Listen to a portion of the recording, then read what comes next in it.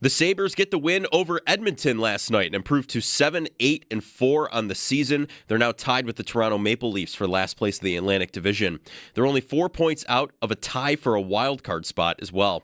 Up next, they're at home taking on the Calgary Flames with puck drop set for 7:30 p.m. on Wednesday.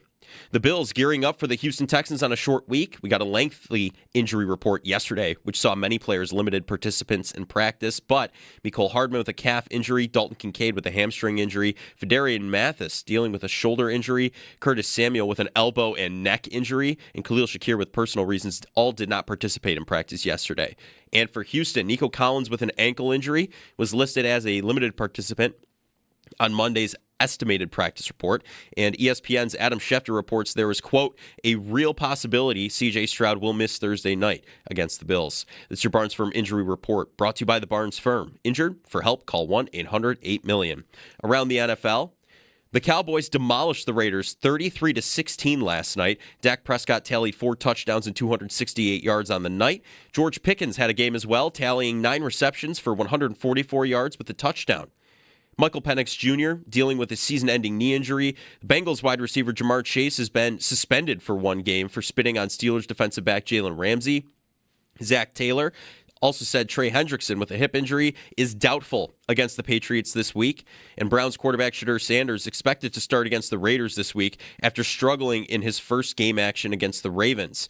To add insult to injury, his home was broken into during the Ravens game. That's your Paddock Chevrolet Sports Update. Paddock Chevrolet, celebrating 90 years of being your hometown dealership. I'm Joe Cali for WGR Sports Radio 550.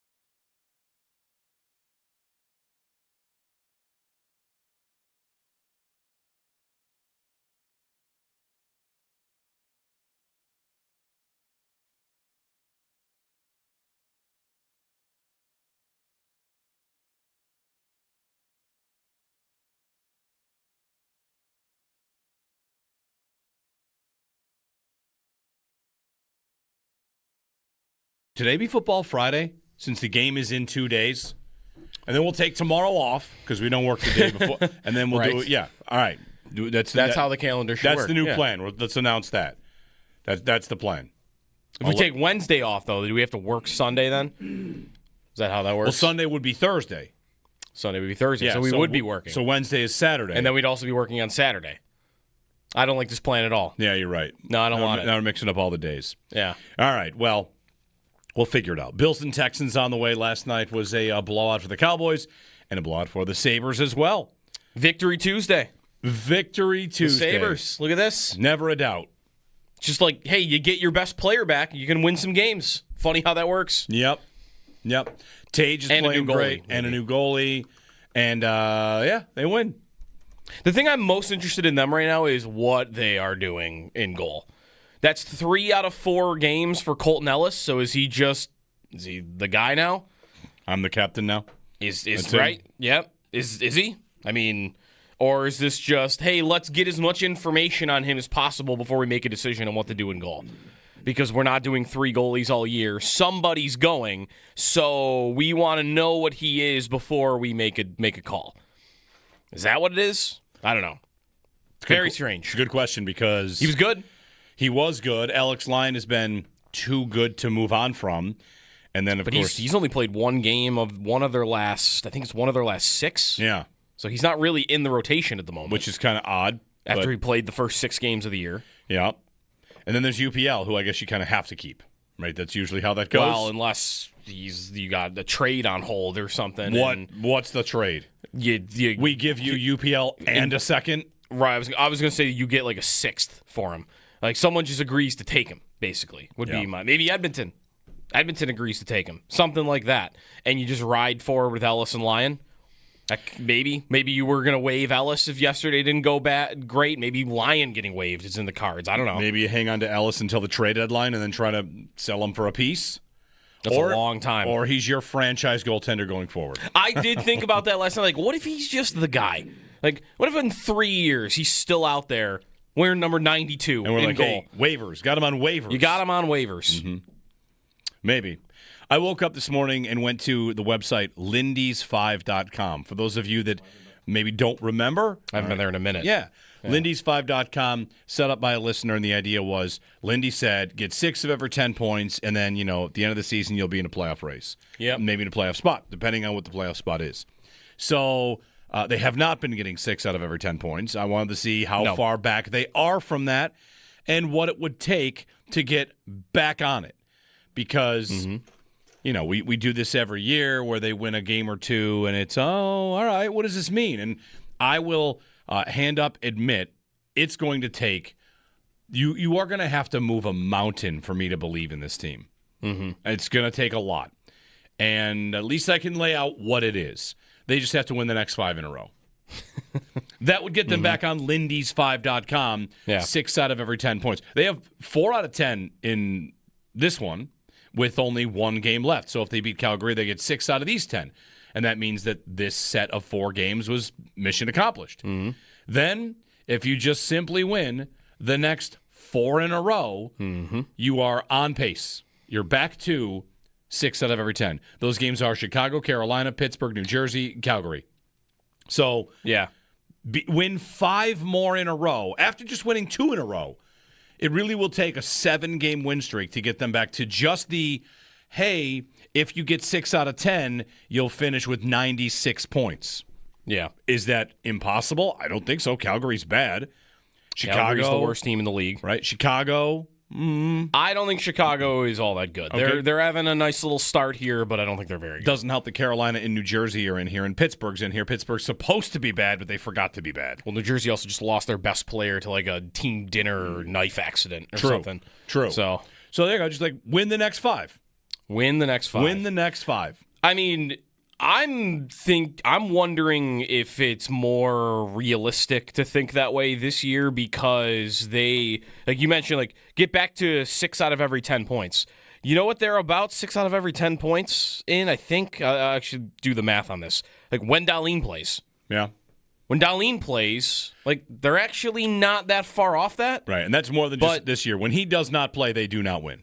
Correct, right. Last year was the losing streak while he was out. So if he's here and available and he's back now, he missed way less. I thought he could be gone for months. It was just, you never knew. And with him back and playing well, and he's playing 27 minutes a night, Zucker's on his way back. Norris is practicing yesterday. Not that I think that might last long if he even gets back in the lineup. Benson soon. I don't know if they'll stay healthy when they get healthy, but they've just been so depleted by injuries and Dahlin leaving and blood clot issues that, all right, can you be that team with everybody available? I don't know that we know the answer is no to that question yet. Because they have looked pretty good when they've been mostly available, right? Yeah. The games Dahlin has played, the last 5 to 10 games Dahlin has been in the lineup for, they've looked like a pretty good hockey team. They're actually getting saves this year, too, by the way. Which is nice. No, scoring has been the problem. Scoring's been the problem. Penalty kill's number 1 in the league. I'm not thinking the year's over yet. It's tough because they have every team to climb over in the East, which is where we typically are here. It's standard. But are they good? That I'm not close to yet. Oh, yeah. You've got to go a long way. Right. To get to good. Because, again, good is... Well, no, again, I think you could be good, and this is where you are in the standings because nobody was available. Right, everybody's hurt. Right. You've got to. There's no doubt they've got a bunch of players hurt. One of the problems, maybe the other problem is, who's been scoring for them? Ostland? Oh, it's... Roseanne? Right. It's the kids that... Beckman Allenstein. We've been waiting forever for some of these kids to show up and look, they can play. Yeah. Oh, all right. Right, do they come out of the lineup when Zucker, Benson, Norris are back in the lineup? They might not, but who do you take out? That's going to be a tough question, I think. Yes. Because if the kids are scoring and you're not so sure on where the goals are coming from on a consistent basis. Well, you've waited forever for these kids to be on the team and score. Right. So it's been 4 years. So what, now they're coming out? No, because otherwise, right, like there has not been like a consistent like guy to rely. Even Tage hasn't really been that this year. He's on like a 30-something goal pace so far this year. It's been different guys every night that you're counting on, which sometimes can feel like it's tougher to count on that. But the goals and where they come from, that would still be my biggest holdup on. They're a good team. Well, they won. Good for them. They held Connor McDavid without a goal. Yep. Which and without a point, it's good. So it's very good. Good win for the Sabres. Didn't notice Matt Savoy one time on the ice last night? No, I did not. Not a revenge game. Did he get a tribute video? They traded the right first-round pick because Osselin was the next pick after Savoy. They kept him. He scored twice. That's right. I did not see a tribute video, no. For the 3 minutes he played for the Sabres. Fair enough. So anyway, 803-0550 if you want the Sabres. It's there for you. We're scheduled to talk with Lindy Ruff at 8 o'clock this morning. We'll wake Paul up as well and get his thoughts on this game. Tage has looked a lot better. And that's cool because he's supposed to be one of your best players. It's kind of like for the first 2 weeks we'd been saying and talking a lot with Paul, your best players have to be your best players. And Dahlin was not playing his best prior to his leave. Mm-hmm. And Tage was certainly off to a slow start, an extended slow start. And now he looks a lot better. So that helps. That helps quite a bit. We'll get a call in here. Paul in Buffalo has chimed in early. Good morning, Paul. Gents, it's easy to look like a good team when you take your best center iceman and let him play center. The last time I called you, I said Tage Thompson, the lazy winger, needs to play center because he's our best centerman. And how anyone could slot Josh Norris or Yuri Kulik ahead of him at center and put him on wing where he is not half the player he is. At center ice, Tage Thompson is something very few NHL players ever get. He's a force of nature. In his prime, Alex Ovechkin would score 2 goals a night and lay 5 bone-crushing checks. He was a force of nature in his own way. Tage Thompson is a force of nature in his way. It's a little more skilled than Ovi. It's a little less physical, but still physical. And the fact that you would ever put him at wing and take away half of his game because he just slows down so much at wing. I mean, if you can't see that, turn your hockey card in and retire. Tage Thompson is a center iceman, and not only that, he's so good at center, he should be one of the centers for Team USA. If anyone on Team USA puts him at wing, you're a damn fool. And Lindy, that goes for you. When Norris and Kulik comes back, you know who your number 1 center is? Tage. It's Tage Thompson.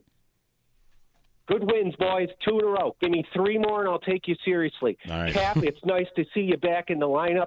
You look great out there. The goals are going to come for Dahlin. He's starting to get hot. Let's get some saves.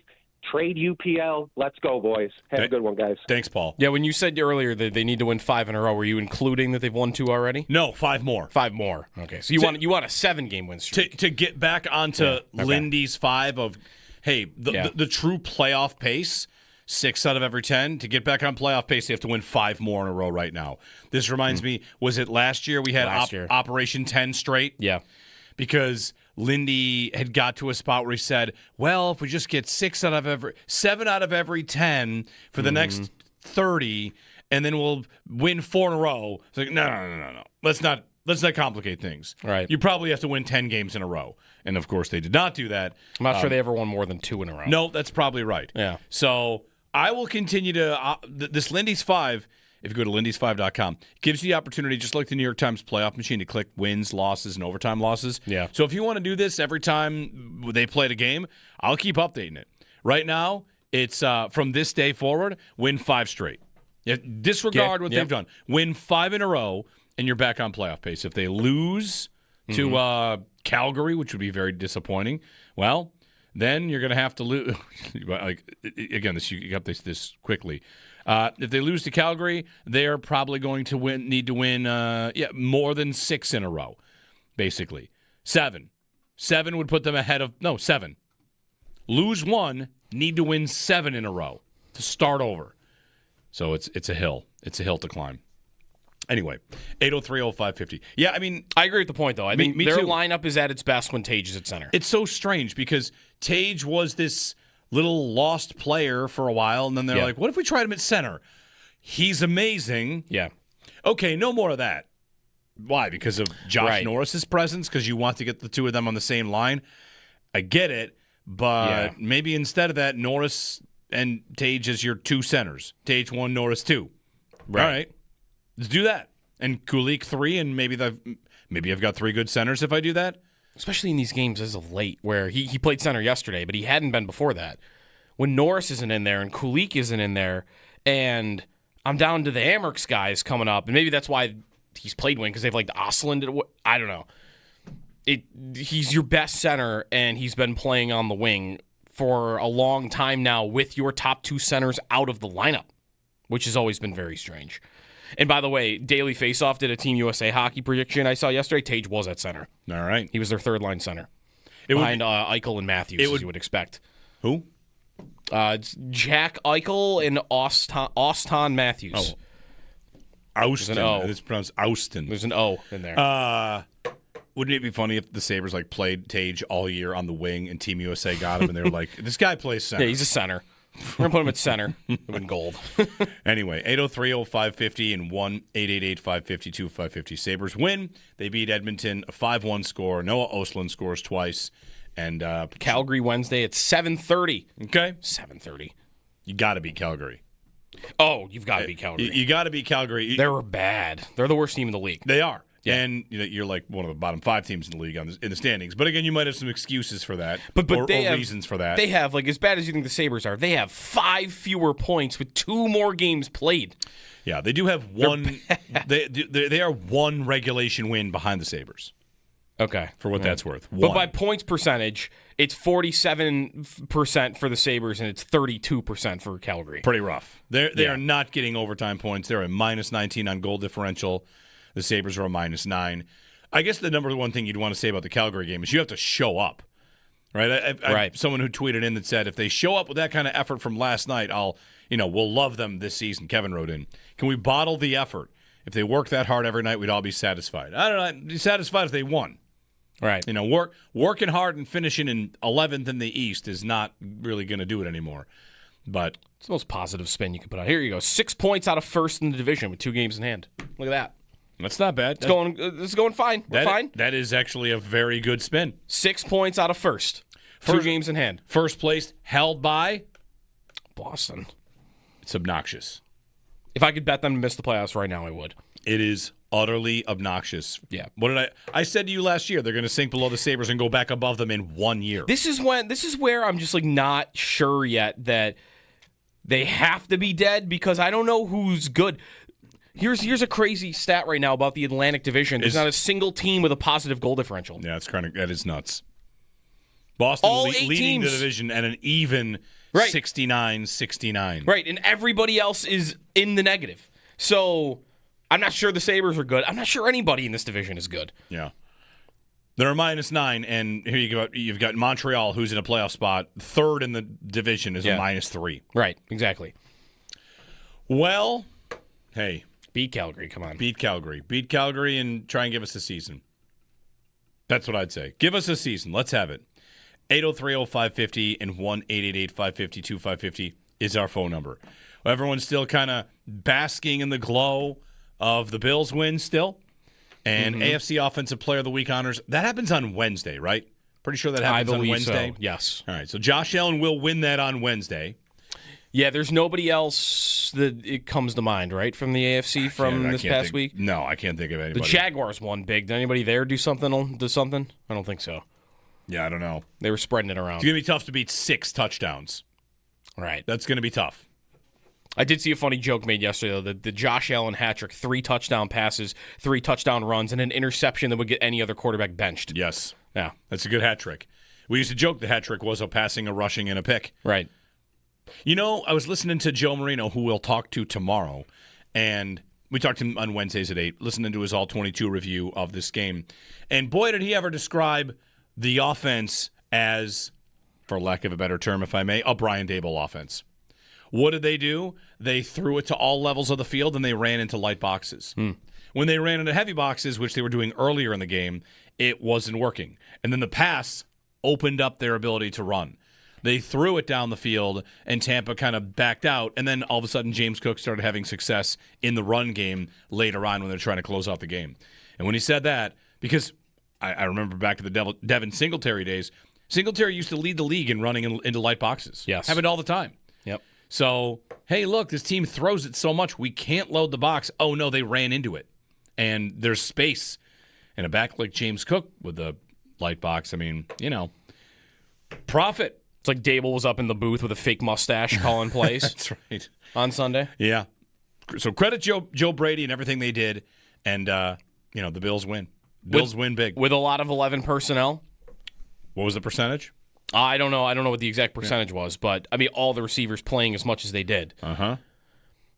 I think I just don't want to see them change anything. Isn't this game against Houston the time not to change anything? Well, you can't change too much. You also have injuries. I mean from Sunday against Tampa. You also have injuries. Curtis Samuel's hurt.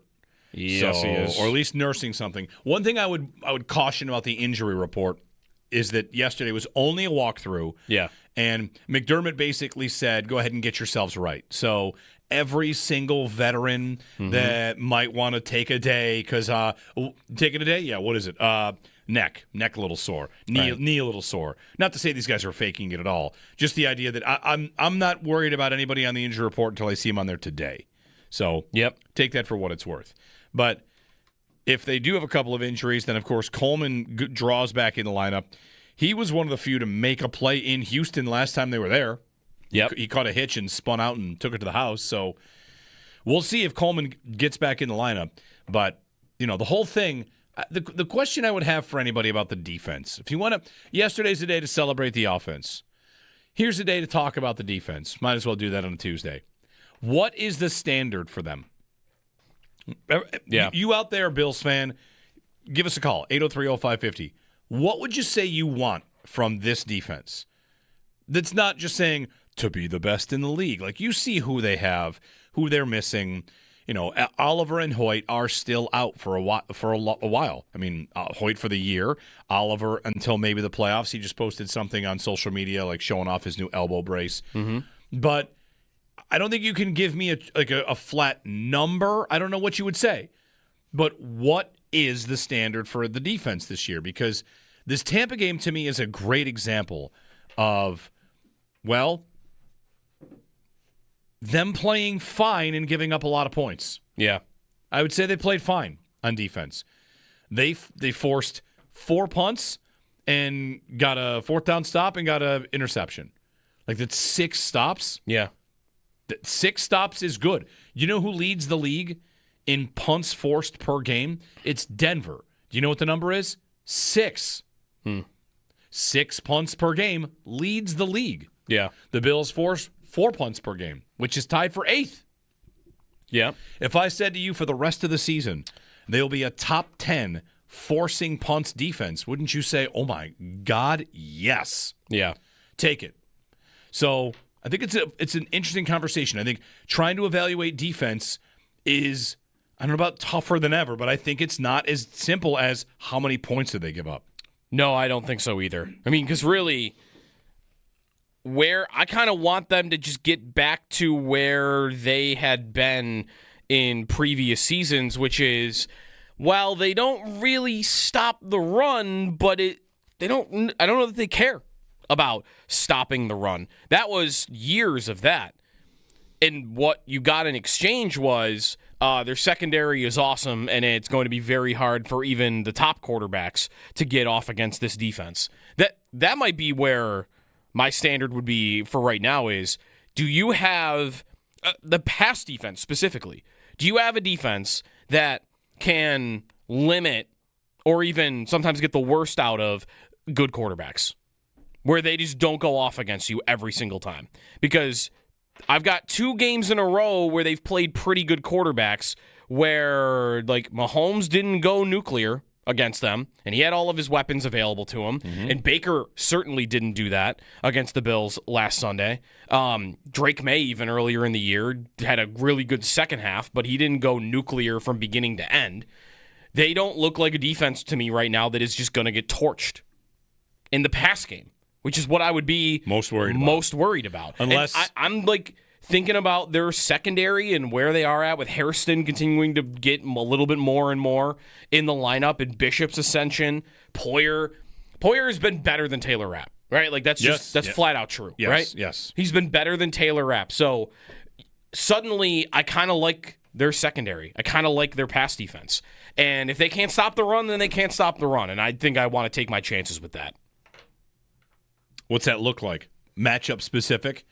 If it's the Chiefs, you'll be fine. They don't run it anyway. Yep. If it's the Colts or the Ravens, you're more worried about it because those two teams run the ball very well.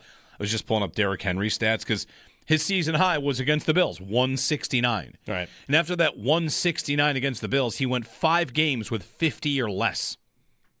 So there was a little bit of a, what's going on with Derrick Henry? Since then, he's gone over 100 yards 3 times. So he might be having a fine season. He's hit 800 yards on the season, like 5 yards a carry. Isn't it just, though, like power run games that I should be really afraid of if I can't stop the run? Is it not just Indy and Baltimore? Because Denver is not impressive in the run game this year. They do run the ball, but that's in part because their quarterback hasn't been doing a lot. Of the teams New England can't run it great. I was going to say, you mean of just playoff teams? Yeah, like teams you could see in the postseason. New England doesn't run it great. They have an explosive guy in Henderson. Right. Pittsburgh's not worried about it really too much. Chargers, no. No, not the Chargers. Their team looks like it's falling apart. They've got a bunch of injuries. Yep. Jags? No. Not worried about the Jaguars and the way that they run the ball. Chiefs, no. Nope. I think it's just Baltimore and Indianapolis. And then if am I going to go far enough to get into the Super Bowl and ask if I'm worried about the Rams run game or worried about the Seahawks run game? These are teams that don't run it very well. Right. The Seahawks are actually terrible running the football. So the Bears aren't great running the football. I can't see them in the Super Bowl anyway. No, that's right. Like that's what I mean. Like if that's their weakness on defense, I think they can get away with that. Well, I've always thought if you want to pick a defensive weakness, that's what you want it to be. Right. Invite the run. Okay, go ahead. Get one holding penalty. That's 1st and 20. Your drive's over. If you can play great pass defense. So, what's the right standard? What's the ask of the Bills defense? Give us a ring. 803-0550. We'll get your phone calls. Remember some Houston Texans games over the years. Talk about what they might do. Looks like Davis Mills, right? C.J. Stroud is still in concussion protocol. Yep. So, short week, I think that means Davis Mills. The Bills catch a break. Also catching a break, New England, with Jamar Chase being suspended for a game. So, they play the Bengals this week, and looks like no Jamar Chase for Cincinnati. 803-0550. It's a short week. We got to get our evaluations in, turn the page. So, let us know what you think about this Bills defense and what the right ask is. Your calls on the other side here on WGR.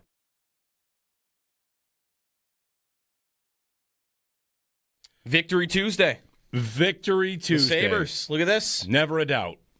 Just like, hey, you get your best player back, you can win some games. Funny how that works. Yep. Tage is playing great, and a new goalie. And, they win. The thing I'm most interested in them right now is what they are doing in goal. That's 3 out of 4 games for Colton Ellis. So is he the guy now? I'm the captain now.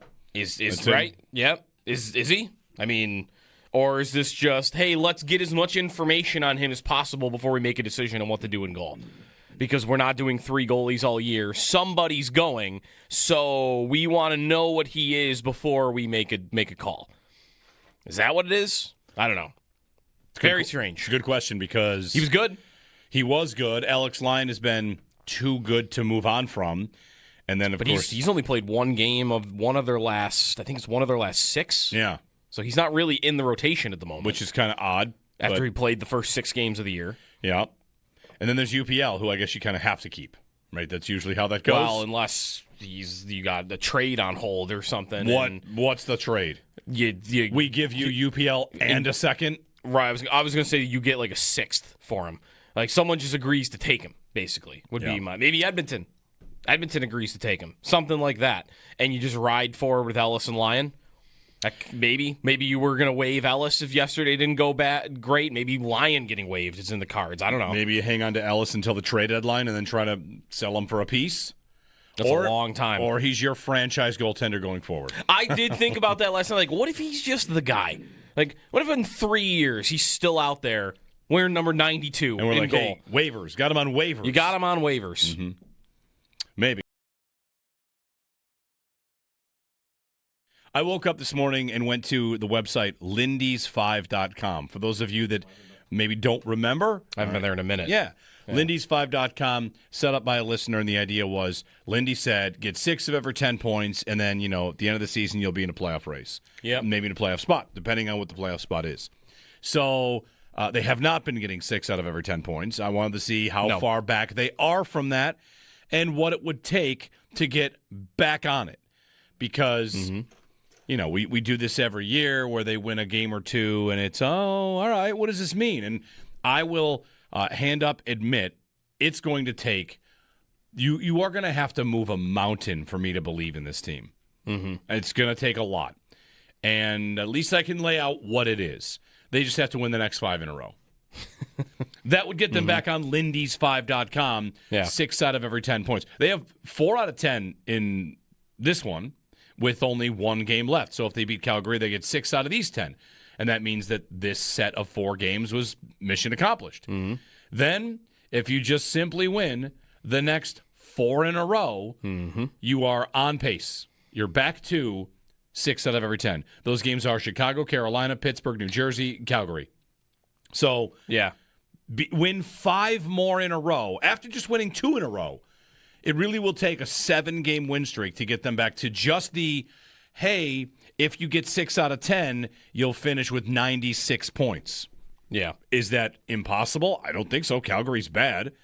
Calgary's the worst team in the league. Right? Chicago. I don't think Chicago is all that good. Okay. They're having a nice little start here, but I don't think they're very good. Doesn't help that Carolina and New Jersey are in here, and Pittsburgh's in here. Pittsburgh's supposed to be bad, but they forgot to be bad. Well, New Jersey also just lost their best player to like a team dinner or knife accident or something. True. So there you go. Just win the next 5. Win the next 5. Win the next 5.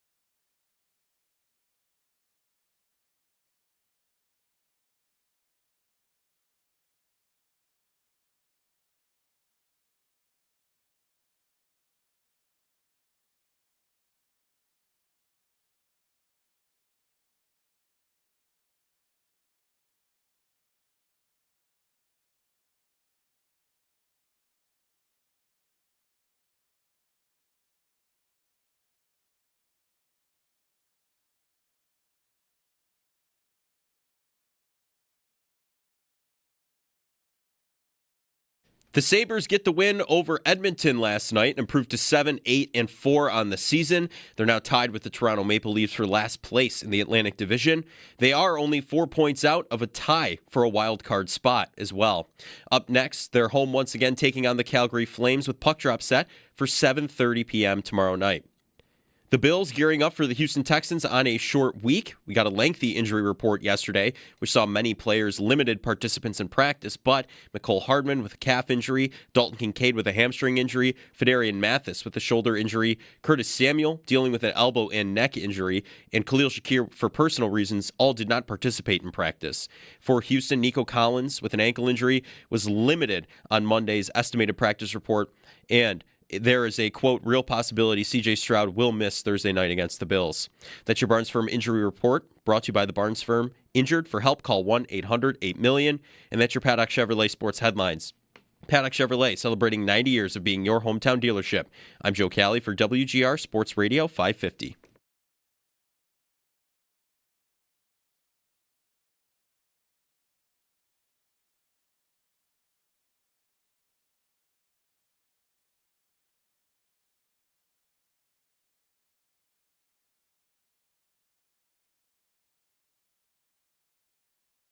We're still waiting for C.J. Stroud to clear, and I think there's a real question as to whether he would go on Thursday night against Buffalo. I think there's a real possibility C.J. Stroud will miss his 3rd straight game, and it'll be Davis Mills again on Thursday night. Adam Schefter there. Bills could catch a break maybe a break. Davis Mills has had some good success with Nico Collins. And the Bills played Davis Mills a while back. Things I remember about Davis Mills. 1, he has a very long neck. Yes. 2, there was a minute where his nickname was, or there was a Mills Mafia. Mills Mafia for a moment. 1, long neck. 2, they intercepted him 4 times in the rain at Highmark. And he didn't score a point. Right. But against the Titans, 274 and a touchdown and a quarterback rating of 90. Against the Jaguars, 292, 2 touchdowns a pick, and a quarterback rating of 84.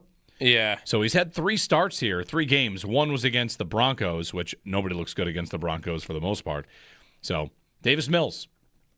Yeah, I saw some Bills fans thinking like, well, he could even be better than Stroud was. This might not be a great thing that he's playing. Like that game last week against Tennessee, I want to dive in more on like what happened there, because when I was watching a little of that game up until halftime, just on Red Zone, they were down in that game. Yeah. Tennessee's the worst team in the league, and they really struggled to score. I don't know if it was turnovers or what, but even at the end of the day, they only landed on 16 points in the game. And he threw it, 274 on 41 attempts. It's not the best. So, not somebody that I'm really afraid of whatsoever. 803-0550. Asking the question this morning, your thoughts. What is the proper ask of the Bills defense? What is the appropriate standard for what you're looking for? You can let us know. You can reply, post this on Twitter, answer there, or give us a call at 803-0550. It's a short week, so get your opinions in quick. Emmett in Boston is up. Emmett, Boston, Mass, or Boston, New York? No, Boston, Mass. All right. Welcome from Boston, Mass. I was just curious about the defense. Like, you watch them, they look super incompetent all the time. Aside from the Chiefs game, like all around. And Sean McDermott is. I just was curious. And you're breaking up from Boston, Mass. He gets away with not having a top 10 defense before you get an offensive-minded head coach or something. It just baffles me. And also, I've always been wondering why he's been letting Tre'Davious White play over Maxwell Harrison when he says, everything's earned, not given. And you watch Tre'Davious White, and he looks like he has every guy he's playing against on fantasy. Yeah. Did that happen this week with Trey White? No, because they wasn't able to pass it. But you still watch the tape, and there was a lot of plays to be made against him. There were this week? I didn't see. The only time I really noticed him, he had broken up a play that was intended for Cade Otton on a 3rd down, I think. So, no, I don't think it was the worst game for Trey White. I don't remember him playing. I know he did. He played about half the snaps. Right, and I don't really have any sort of... Yeah. It's been about a 50-50 split when him and Hairston have both been in the lineup. Mm-hmm. But I don't think you have to... If that's your biggest problem with their defense, I don't think you have to worry too much. I think as the season continues, Hairston will play more and more. Is it? But I think if everybody's healthy, like if there's no more injuries at cornerback, cross your fingers, I think by the time the playoffs show up, Hairston is playing every snap. Is it at all possible that it's a medical thing where they're like, Hairston's back off the injury, let's not overwork him? Yes, I think it's very possible. I don't know it's the answer to that. For sure. Yeah. And on McDermott on this, supposed to have a top 10 defense, I would simply ask this. Does anybody think he has the horses to have a top 10 defense? Right. The Bills, who's their best defensive player? Benford? Not this year. Not having the kind of year he did the year before. Is it Cole Bishop Is right it now? Cole Bishop? Is it Cole Bishop is number 1 and Michael Hoyt's number 2? Is it Ed Oliver? Bosa is probably up there. Playing with one hand? Right. I got a defensive end with one hand. Right. I got two of the 4 candidates are out. Yep. I'm playing practice squad defensive tackles weekly. No, there's no stud. There's no all-pro. He didn't take over the Broncos defense, which has studs all over it, right, and turn it into a bad unit. I think a big point about the Bills' defense. Why did they draft a full draft of defense? Because they feel like their talent on that side of the ball needs an upgrade. Right. So that's how you get Max Hairston, TJ Sanders, Landon Jackson, Deion Walker. First 4 picks. Yeah. And Ogunjobi and Hoyt. Like their offseason was about upgrading the talent on their defense. So, I hear a lot about McDermott with his, he's a defensive coach. Did you notice what they did in the second half? They adjusted Yeah. They changed their rush package. They had answers. They had answers against the Bucs. That's been something for all the adjustment folks out there, and that's a very common complaint. I feel like in football media, Lack of adjustments. Yeah. Hasn't he done that like all the time, like every single week? I mean, the Falcons game was this, wasn't it? Atlanta was ripping them up in the first half, and then what did the second half look like? Like a lot better. They gave the team a chance to come back in the game. I think that he's doing a pretty darn good job with what's been available to him this year. If you want to really, but that's kind of the same question. What's your standard for Sean McDermott? What's your standard for the defense? Your standard for Sean McDermott might be that, well, if you are a defensive-minded head coach, then I need you to either have a top-level defense or I need you to have the answers in the playoffs. And for me, like, we can, until we're blue in the face, argue about how good their defense is right now. Playoffs. But McDermott will be judged on how his defense performs in the postseason. For sure. Because even in previous years where he's had a top 10 defense, it's not showed up in the playoffs. So that's what's more important. And for me, it's more about finding out right now, do they have the players that, like, I could properly judge McDermott if, hey, they do play Kansas City again and they allow another 35 points. Do I have enough pieces to properly judge that? Because my biggest annoyance in the last 2 years has been there's been an excuse, a built-in excuse of, well, Benford got hurt in the first snap and Kyer Elam had to play the whole game. Or the year before, it's A.J. Klein is in the game because I'm down to my sixth linebacker. And both times it's, is he really supposed to get the most out of this defense? Look who's on the field. If Hairston's out there and playing well, if Bishop's out there and playing well, and Bosa's available, and you can get Oliver back, like, I think you're getting to a place where there is enough there to get playoff performance. It's not that there's any all-pros, there's no game wreckers, but I think that hasn't been enough yet. I think you could see a light at the end of the tunnel where there's enough to work with on this defense to get proper results. 803-0550, our phone number. Part of the follow-up is, what is the standard? Is the standard top 10? The caller says, why can't I have a top 10 defense? Like, okay, that can be your standard. Should you have a top 10 defense with the players they have on would another coach, would Vic Fangio roll in with this roster and just say, like, bam, top 10 defense? Does anybody think that would happen? I'd be a little skeptical. Right.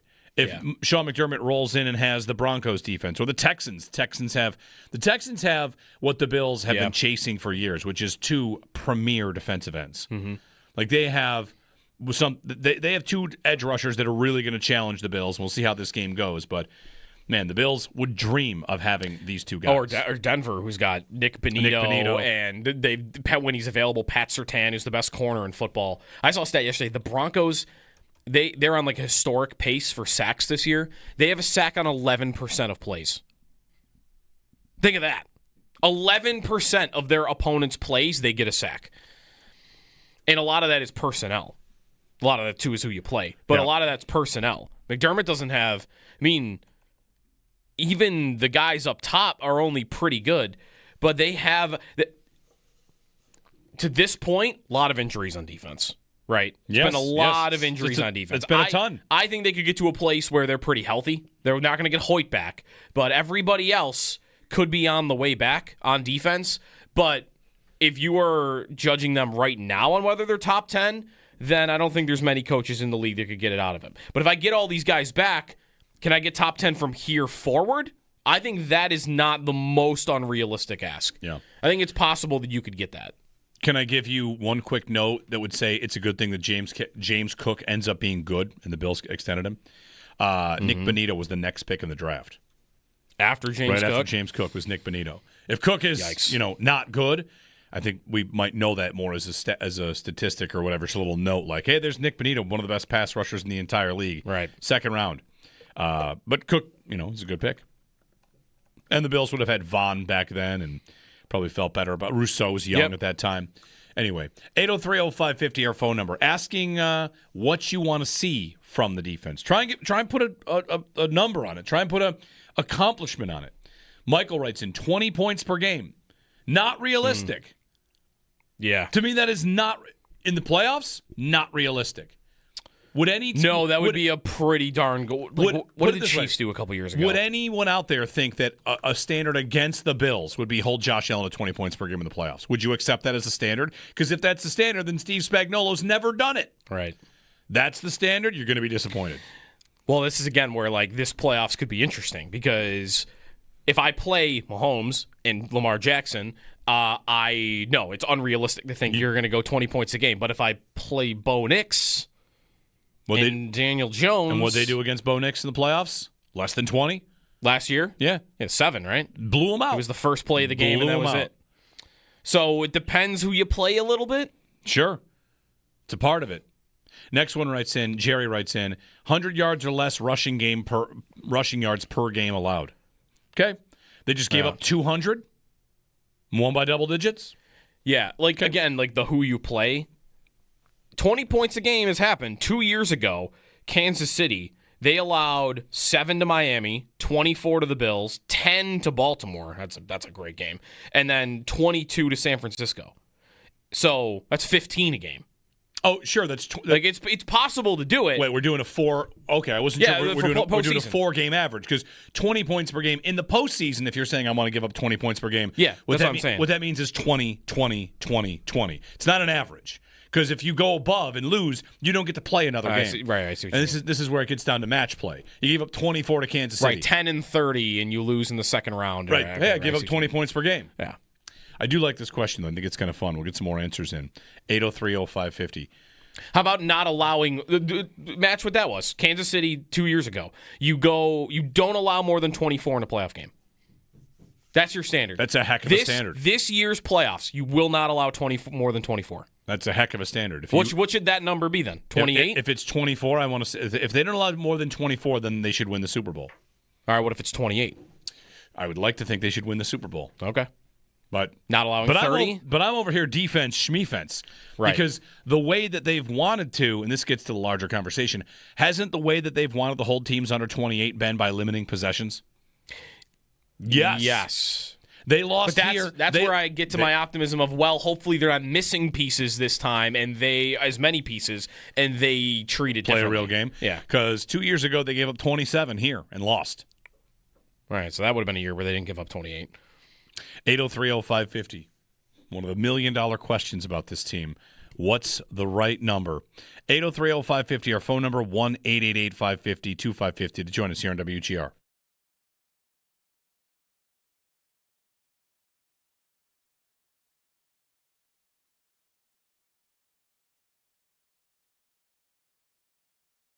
I woke up this morning and went to the website lindys5.com. For those of you that maybe don't remember. I haven't been there in a minute. Yeah.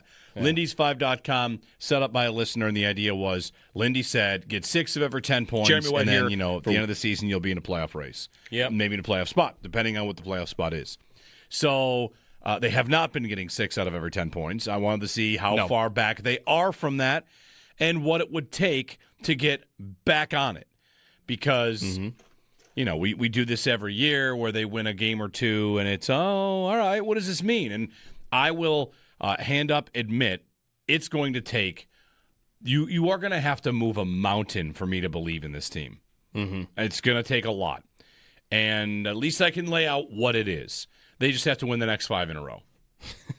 That would get them back on lindys5.com, 6 out of every 10 points. They have 4 out of 10 in this one, with only 1 game left. So if they beat Calgary, they get 6 out of these 10. And that means that this set of 4 games was mission accomplished. Mm-hmm. Then, if you just simply win the next 4 in a row, you are on pace. You're back to 6 out of every 10. Those games are Chicago, Carolina, Pittsburgh, New Jersey, Calgary. So, win 5 more in a row. After just winning 2 in a row, it really will take a 7-game win streak to get them back to just the, hey, if you get 6 out of 10, you'll finish with 96 points. Yeah. Is that impossible? I don't think so. Calgary's bad. Calgary's the worst team in the league. Right? Chicago. I don't think Chicago is all that good. Okay. They're having a nice little start here, but I don't think they're very good. Doesn't help that Carolina and New Jersey are in here, and Pittsburgh's in here. Pittsburgh's supposed to be bad, but they forgot to be bad. Well, New Jersey also just lost their best player to like a team dinner or knife accident or something. True. So there you go. Just win the next 5. Win the next 5. Win the next 5.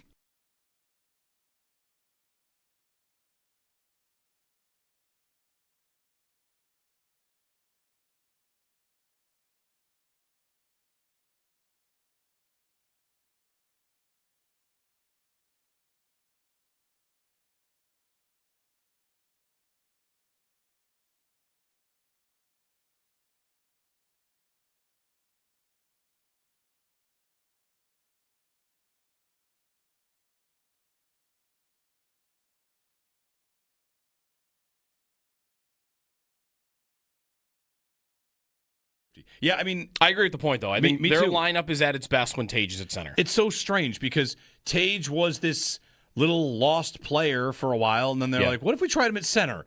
He's amazing. Yeah. Okay, no more of that. Why? Because of Josh Norris's presence? Because you want to get the two of them on the same line? I get it, but maybe instead of that, Norris and Tage as your 2 centers. Tage 1, Norris 2. Right. All right, let's do that. And Kulik 3, and maybe I've got 3 good centers if I do that. Especially in these games as of late, where he played center yesterday, but he hadn't been before that. When Norris isn't in there and Kulik isn't in there, and I'm down to the Amerks guys coming up, and maybe that's why he's played wing, because they've like the Osland. I don't know. He's your best center, and he's been playing on the wing for a long time now with your top 2 centers out of the lineup, which has always been very strange. And by the way, Daily Faceoff did a Team USA hockey prediction I saw yesterday. Tage was at center. All right. He was their third-line center. Behind Eichel and Matthews, as you would expect. Who? It's Jack Eichel and Auston Matthews. Oh. Austin. There's an O. It's pronounced Austin. There's an O in there. Wouldn't it be funny if the Sabres played Tage all year on the wing and Team USA got him and they were like, this guy plays center. Yeah, he's a center. We're going to put him at center. He'll win gold.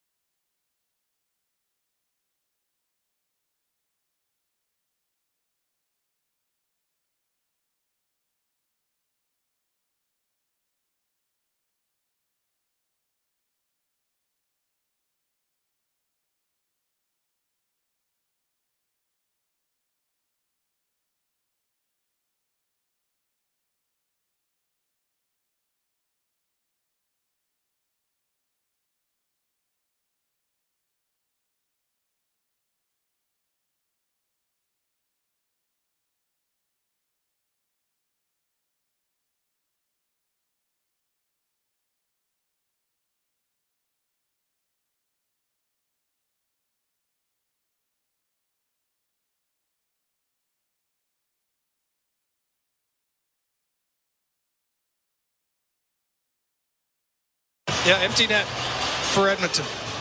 Yeah, it has been most of the night, so it's a difference. But little flavor there from Rob Ray in last night's Sabres win over Edmonton. Not bad. So they beat Edmonton. We forgot to do the dog of the day. The Edmonton dog. What was it? Do we know? It was a hot dog that was shaped like an oil derrick, and it spewed mustard. Yeah? Yes. Yeah, something like that. We forgot the It'd be dog tough of the to day. pull off. That would be tough. A hot dog oil derrick fountain. Yeah. Is there such thing as a hot dog fountain? Like a chocolate fountain, a cheese fountain? Yes. Like it sits over top of a hot dog? My very first Googling of this, I don't know, might be it's what? Let's just move on. It's what you might think it would be. It's like dinner plates and hot dogs and anyway. Yeah. Did not look too good. McDavid, I guess, escaped injury yesterday. Yeah, he fell on a skate blade? He fell on a skate, back of the leg. It's like, I don't think there's as much padding back there, so that could have been really tough, but he came back out, so he was good. Kept him quiet. Good for the league. Good, Edmonton, come on. He's having a quiet year. I mean, they all are. He's got 30 points in 21 games, which is quiet for him. You know why he might be having a little bit of a quiet year? Yesterday I was really diving in, like, is Matt Savoy done anything for Edmonton? Because he's playing, right? Mm-hmm. They traded for him, McLeod. His second most common line mate on the season is McDavid. So is that part of it? They're trying to make him work so bad that they're just having McDavid drag him around all season, and he's not doing anything. So I mean that could be a little part of it. I don't think that's a lot of it. They are not in a playoff spot right now. Not that I would expect that they was it last year or 2 years ago where they started in the first 15 games. They're like 4-10. I think it was 2 years ago, but they were way out of it at one point. Yeah, and then they fired their coach and then just like rattled off a bunch of wins. Yeah, they just got right back in it. All right. Vegas has lost a bunch of games now. It's early hockey season, just like you can't take too much. I saw I saw this is not exactly directly related, but as soon as they signed Carter Hart, they started losing games. Right. So, anyway, 803-0550 is our phone number and 1-888-552-550. Bills win on Sunday and short week. Houston this week. I was just going over who the Texans have played and the points they've given up because when somebody write in about the Bills defense, like the goal should be 20 points against per week. And the Houston defense is number one in the league in points against. They give up about 16 points per game, which is nuts, right? Yeah. Like to give up 16 points per game. And I think there's not any dispute. Like the Texans have a much better group of players on the defensive side than the Bills to this point. So the Bills, drafted a bunch of defensive players. But the Texans' schedule, here's what they've done defensively. They held the Rams to 14. That's good. Yep. They held the Bucs to 20. That's good. Yep. That's a healthy Bucs team, too. Jaguars 17, Titans 0. Mm-hmm. Ravens 10. I think that's not a Lamar Ravens team. No, that's a Cooper Rush team, okay. I think. Yeah. They lost to Seattle 27-19. Okay. They beat the Niners and held the Niners to 15. Okay, that's not bad. Mac Jones has been pretty good. They lost to Denver, giving up 18. They beat the Jaguars in a game that kind of really stands out as odd for them, 36-29. These games don't do that. No. The Texans have one shootout game. Their other point totals, they also beat the Titans, 16-13. But you'll see their record is like meh, but it's because their offense is That's bad. right. They have losses where they gave up 20, 17, 27, 18. Those are 4 losses. Yeah. So definitely a very good defense, a good test for the Bills in terms of what their offense can do this week on Thursday. Jeremy and Joe, 803-0550, our phone number on WGR.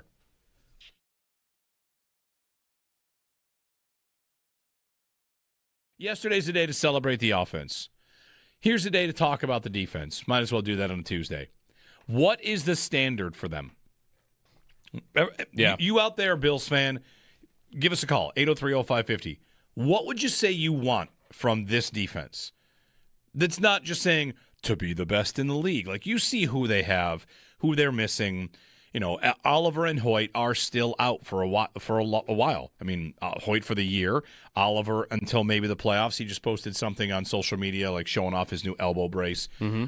But I don't think you can give me a flat number. I don't know what you would say. But what is the standard for the defense this year? Because this Tampa game to me is a great example of, them playing fine and giving up a lot of points. Yeah. I would say they played fine on defense. They forced 4 punts and got a 4th down stop and got an interception. Like, that's 6 stops. Yeah. 6 stops is good. You know who leads the league in punts forced per game? It's Denver. Do you know what the number is? 6. 6 punts per game leads the league. Yeah. The Bills force 4 punts per game, which is tied for 8th. Yeah. If I said to you for the rest of the season, they'll be a top 10 forcing punts defense, wouldn't you say, oh my God, yes. Yeah. Take it. So I think it's an interesting conversation. I think trying to evaluate defense is, I don't know about tougher than ever, but I think it's not as simple as how many points did they give up. No, I don't think so either.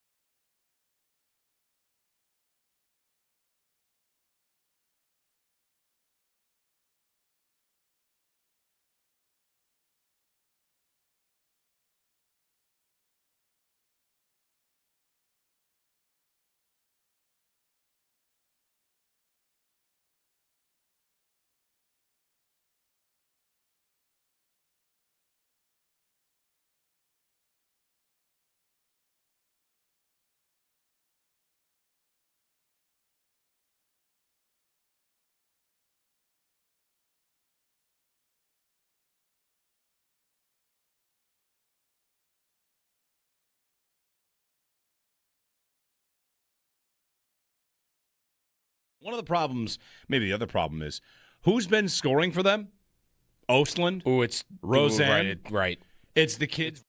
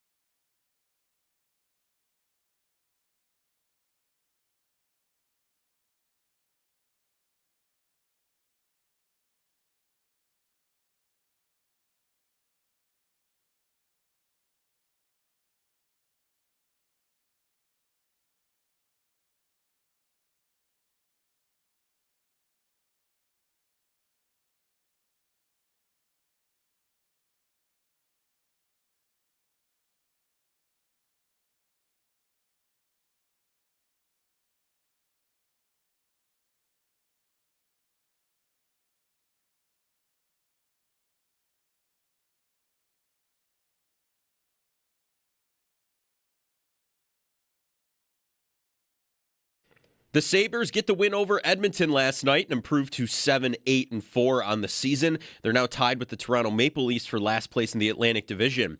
And they're only 4 points, out of a tie for a wild card spot. Paul Hamilton joins Jeremy and Joe coming up next to recap the dominant win. And the Sabres up next at home once again taking on the Calgary Flames with puck drop set for 7:30 on Wednesday. The Bills gearing up for the Houston Texans on a short week for Thursday Night Football. We got a lengthy injury report yesterday, which saw many players limited participants in practice, but McCole Hardman with a calf injury, Dalton Kincaid with a hamstring injury, Fedarian Mathis with a shoulder injury, Curtis Samuel dealing with an elbow and neck injury, and Khalil Shakir for personal reasons all did not participate. And for Houston, Nico Collins with an ankle injury was listed as limited on Monday's estimated practice report, and ESPN's Adam Schefter reports there is, quote, a real possibility C.J. Stroud will miss Thursday night against the Bills. That's your Barnes Firm injury report, brought to you by the Barnes Firm. Injured? For help, call 1-800-8-million. Around the NFL, the Cowboys demolished the Raiders 33-16 last night. Dak Prescott tallied 4 touchdowns, 268 yards on the night. George Pickens had a game as well, tallying 9 receptions for 144 yards and a touchdown.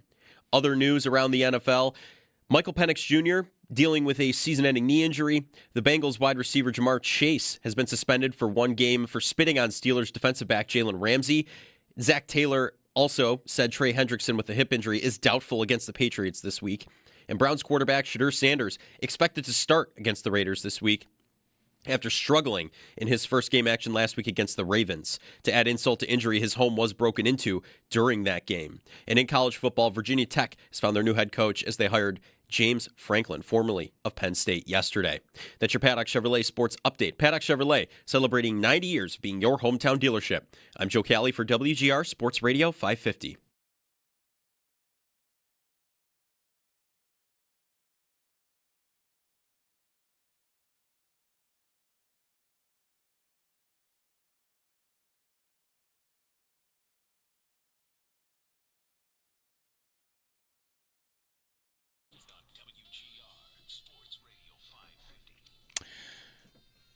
Paul Hamilton joining us on the Western Hotline, our Buffalo Sabres beat reporter, following last night's Sabres win over the Edmonton Oilers. A 5-1 win for the Sabres, their second straight win, their 5th regulation win of the season, and a nice start to a little homestand here for the Buffalo Sabres. Paul, good morning. Good morning. Did you have on your card by Thanksgiving that the Buffalo Sabres will be tied with the Toronto Maple Leafs for last place in the Eastern Conference? Joe's been on that. Joe's been saying the Leafs are coming back to earth, and here they are, yeah. I thought they could fall down, Paul, because last year they were kind of living on goaltending more than they ever had been before. I think they were number 2 in the league in save percentage. So I just thought if that regressed, that they might. I don't know that I thought they'd be tied for last, though, which is where they currently that's what are. I mean, tied for last in the conference. Yeah. Well, Paul, the Sabres get a win, and is it their best win of the season? Is their most complete game of the season from pretty much start to finish? They look great. They get the saves. They get, scoring up and down the lineup a little bit. So how'd you like the effort from the Buffalo Sabres in that win against Edmonton? Yeah, absolutely their best game of the year. And, it's after Connor McDavid, the first 5 seconds of the game, and he went the opening face-off. He flies into the zone, finds Hyman alone in the slot. Ellis comes up with a big save 5 seconds in. And that was basically the last time you heard from Connor McDavid. It was just amazing to see how well they did defensively against him, taking his time and space away from him, never letting him get going. As a matter of fact, McDavid's the one who set up Thompson for the empty netter. Basically just gave him a drop pass. Thompson says thank you, turns around and fires it into the empty net. It's I've never seen Connor McDavid play that poorly in a game. I was telling the person next to me who had never seen him play, you're in for a treat. I mean, I love when Connor McDavid comes. I don't care if Edmonton wins. I don't care who wins the game. I just enjoy watching greatness, and it's to me, I think it's such a special day when he shows up because he's only here once a year. Yeah. So you get to see him play and everything. And I said after the game, I go, well, you didn't really get to see Connor McDavid in that game. I mean, you didn't get the full Connor McDavid experience. I just thought the Sabres did a terrific job of just eliminating him. And for the most part, Draisaitl, he did set up the only goal, and that might have been the only breakdown the Sabres had.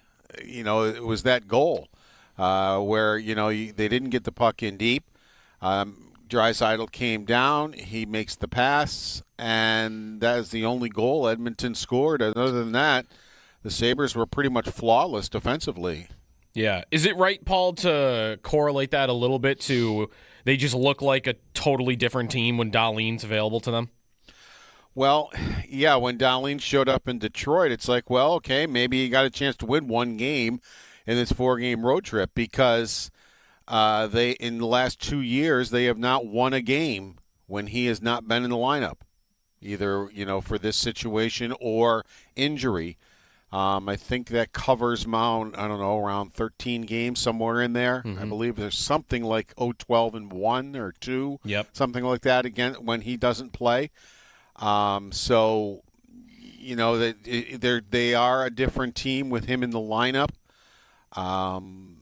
But this is what I've been saying about the injury thing the whole time. It definitely is a factor. There's no question. But to just blame the whole season that they're the last place team in the conference on injuries, to me, is not right. There are other things that, and part of it is exactly what we saw last night. When your best players are your best players, even though Tuck and Thompson really didn't get on the scoreboard till the empty netter, I still thought that line had a really good game. I thought there was pressure. I thought Thompson was flying again. They just didn't happen to get anything past Skinner. Tuck had some great chances to score in that game. So overall, I think they still had a good game, even though that the line didn't score until the empty netter. But that's the thing. Tage Thompson has really played really, really well the last 2 games. Your best players have been your best players, and you can overcome the injuries if your best players produce and come through for you. But they weren't doing that when this losing was happening, and you're winning 1 game in 9. That wasn't happening. Then you combine that with the injuries. Well, then you have huge problems. Paul, does Tage stay at center? Interesting to listen to Lindy talk about that. He said numbers will tell you that he is better on the wing, and pretty much by a lot. But he goes, one thing you have to consider when you look at that, he said, is who were his line mates when he was on the wing? Who did he play with? Mm-hmm. And he said he goes, in this case, he goes, I think that's part of why he was better on the wing. But he said with the injuries, and there's no Benson and there's no Norris and everything, he goes, it was better to put him at center. I think Ruff made a huge mistake waiting so long to do it. And then Tage admitted when he finally went back to center that, I believe it was in Denver, he admitted that he goes, I feel myself again. And he was playing like himself, and it's the first time he's admitted, because he always said, I don't care, wing, center, whatever they want me to do, that's fine. But he finally admitted that he feels he's a better player and can play better at center. But when Norris comes back, and I was shocked when I saw him on the ice for the morning skate yesterday. Mm-hmm. I pretty much figured 2 months for him. And he's not ready to play tomorrow by any sense of the imagination. But that's the first step. He's out there with the team now, practicing, not full contact. It's just – and this, I think, definitely he and Zucker are day-to-day. It's how do you feel? It's like, all right, how did you feel after the morning skate yesterday? Did you feel good? Okay, here's practice today. Let's go out and let you do this much in practice. Okay, after practice, tell me how you feel. And then maybe the next day you ramp it up just a little bit more.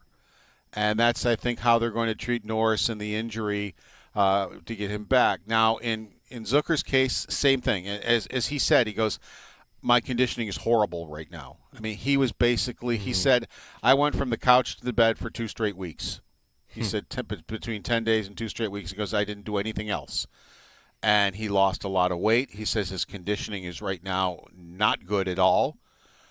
So he's got to start getting food into him, which he's doing now. And he said, he goes, I can't tell you guys. He goes, I don't know. He goes, I'm starting now to at least, he goes, I can be on the ice now. He goes, I can eat now and start maybe putting some weight back on. But as far as when he's going to have the stamina and the strength to play hockey again, he doesn't even know that. He goes, I really am day to day.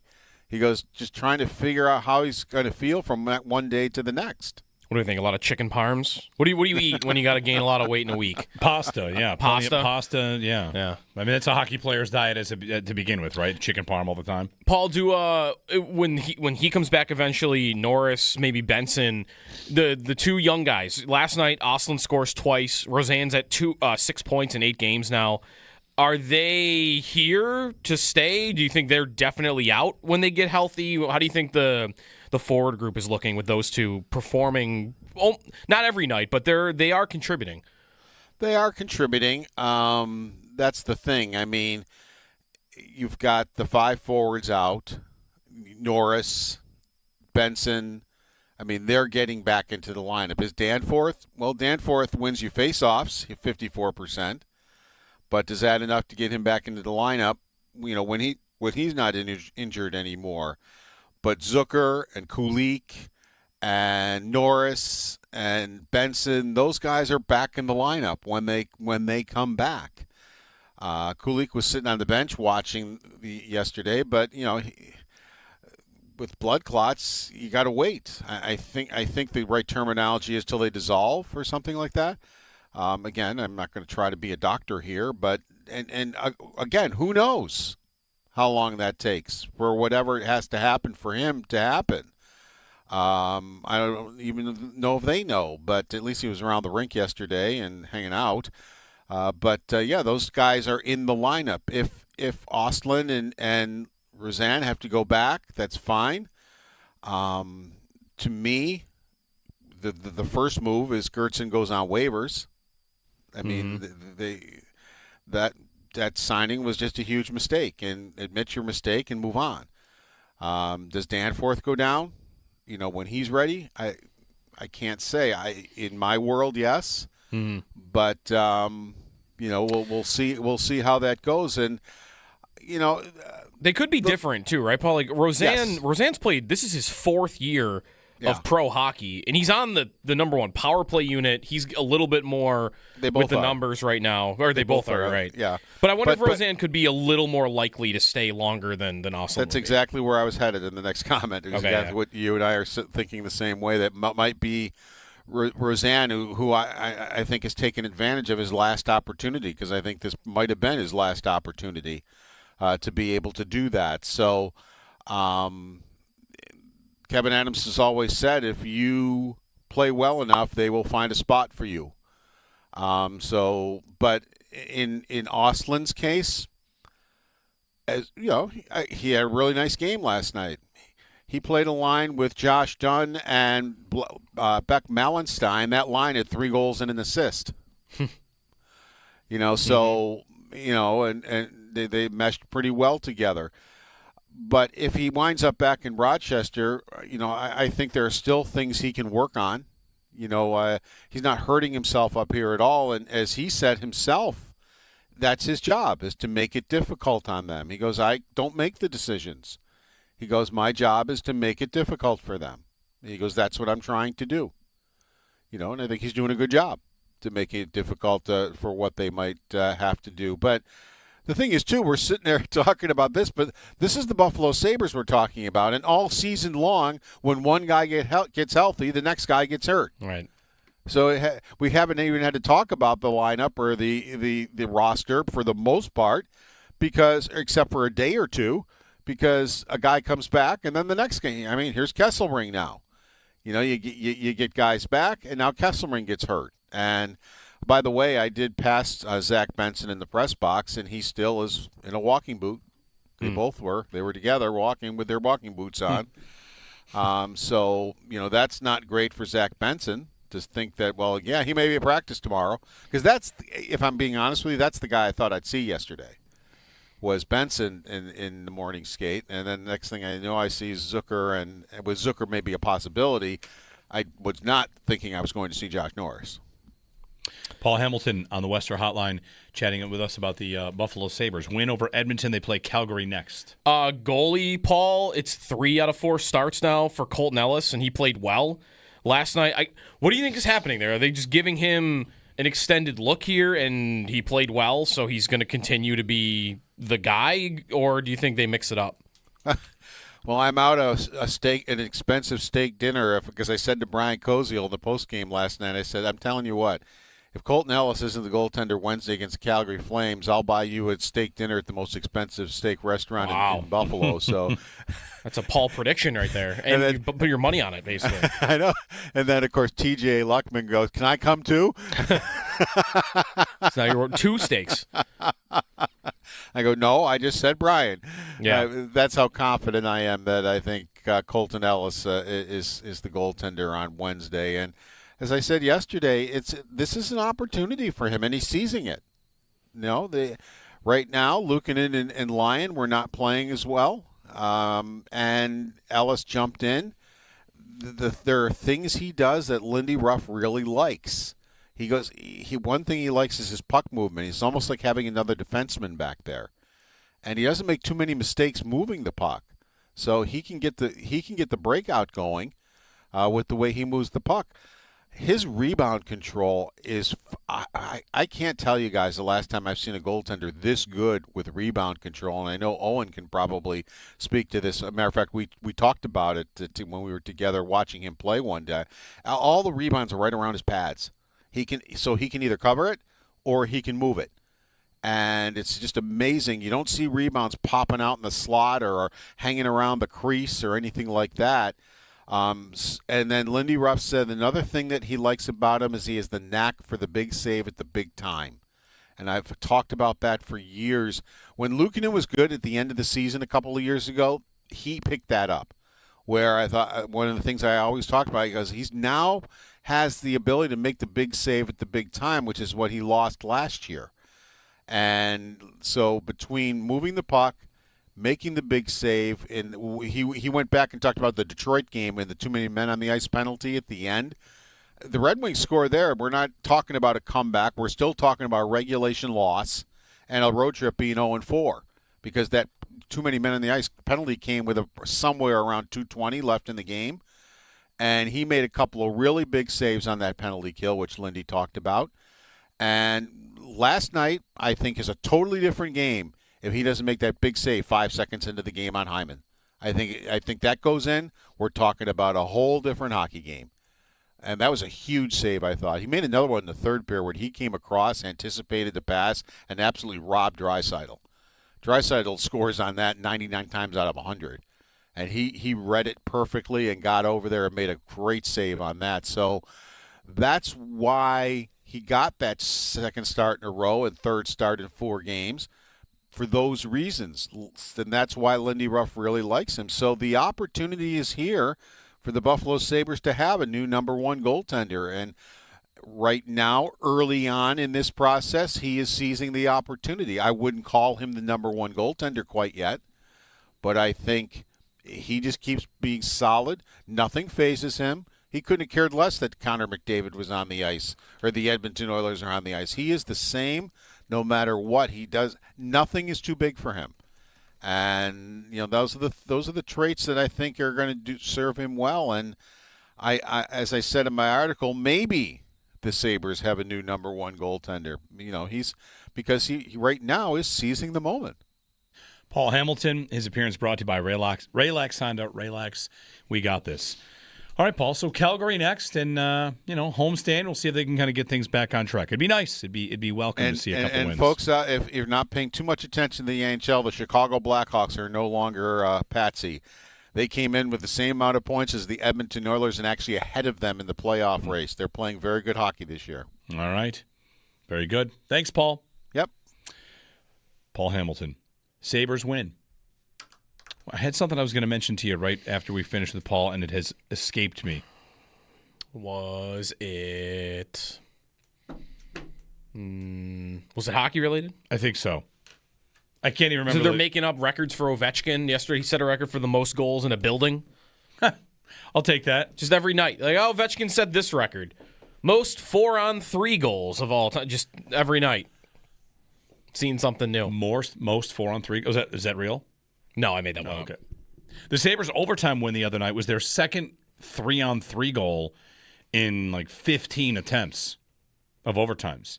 They had gone either shootouts or lost. Yeah, they finally won a game in overtime. It had been a long time. All it took was Tage throwing a man off the surface of the earth. Yeah, what are their in Detroit? Like their most memorable 3-on-3 goals since they implemented it. Like the goal against the Sharks. Yep. Eichel had one against Nashville that was like unreal. Yeah. Tage probably had a couple in the. We talked about a little bit there. He was playing center. Like his numbers are better when he's on the wing. He had 94 points playing center. Yeah, Lindy said the numbers are better on the wing. Maybe we'll ask him. Maybe about it's that. more deeper than goals and assists. What numbers? Right. 803-0550, our phone number. We've got Howard picks the Bills today as well. You can give us a ring on the Bills defense and on this new look offense. You know, the path forward.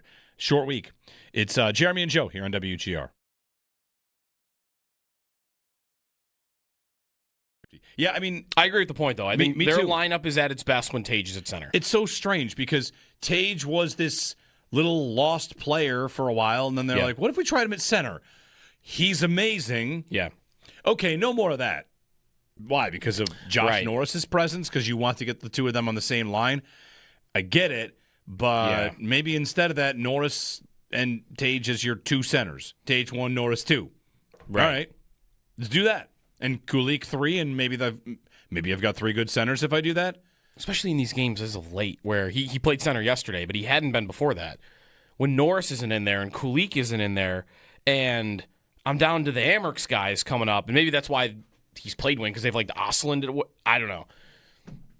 He's your best center, and he's been playing on the wing for a long time now with your top 2 centers out of the lineup, which has always been very strange. And by the way, Daily Faceoff did a Team USA hockey prediction I saw yesterday. Tage was at center. All right. He was their third-line center. Behind Eichel and Matthews, as you would expect. Who? It's Jack Eichel and Auston Matthews. Oh. Austin. There's an O. It's pronounced Austin. There's an O in there. Wouldn't it be funny if the Sabres played Tage all year on the wing and Team USA got him and they were like, this guy plays center. Yeah, he's a center. We're going to put him at center. It would win gold.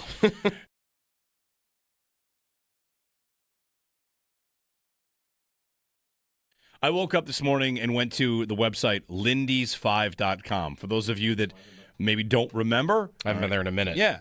Lindys5.com, set up by a listener, and the idea was Lindy said get 6 of every 10 points, and then, at the end of the season, you'll be in a playoff race. Yeah. Maybe in a playoff spot, depending on what the playoff spot is.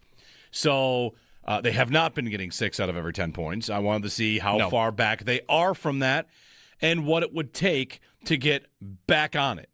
Because... we do this every year where they win a game or two, and it's, all right, what does this mean? And I will hand up admit it's going to take you are going to have to move a mountain for me to believe in this team. Mm-hmm. It's going to take a lot. And at least I can lay out what it is. They just have to win the next 5 in a row. That would get them back on lindys5.com, 6 out of every 10 points. They have 4 out of 10 in this one, with only 1 game left. So if they beat Calgary, they get 6 out of these 10. And that means that this set of 4 games was mission accomplished. Mm-hmm. Then, if you just simply win the next 4 in a row, you are on pace. You're back to 6 out of every 10. Those games are Chicago, Carolina, Pittsburgh, New Jersey, Calgary. So, win 5 more in a row after just winning 2 in a row. It really will take a 7-game win streak to get them back to just the, hey, if you get 6 out of 10, you'll finish with 96 points. Yeah. Is that impossible? I don't think so. Calgary's bad. Calgary's the worst team in the league. Right? Chicago. I don't think Chicago is all that good. Okay. They're having a nice little start here, but I don't think they're very good. Doesn't help that Carolina and New Jersey are in here, and Pittsburgh's in here. Pittsburgh's supposed to be bad, but they forgot to be bad. Well, New Jersey also just lost their best player to like a team dinner or knife accident or something. True. So there you go. Just win the next 5. Win the next 5. Win the next 5.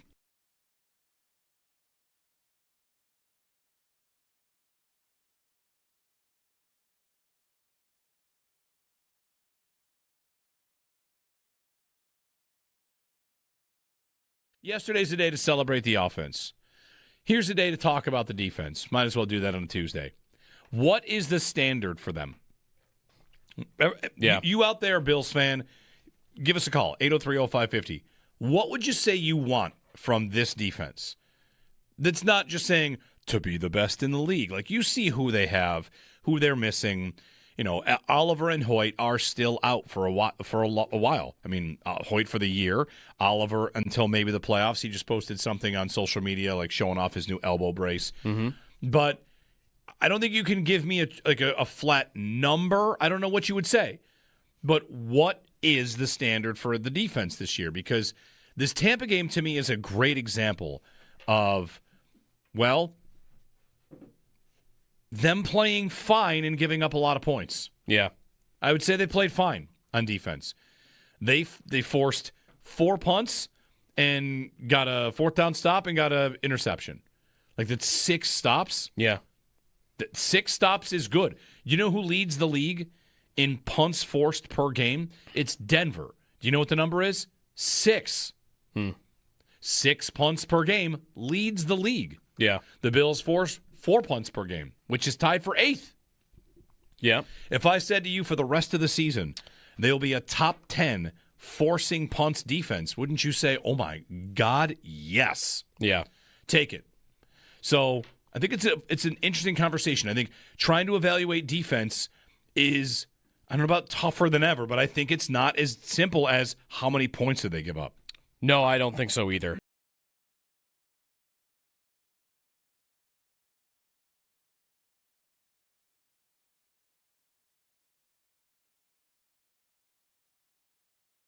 The Sabres get the win over Edmonton last night and improved to 7-8-4 on the season.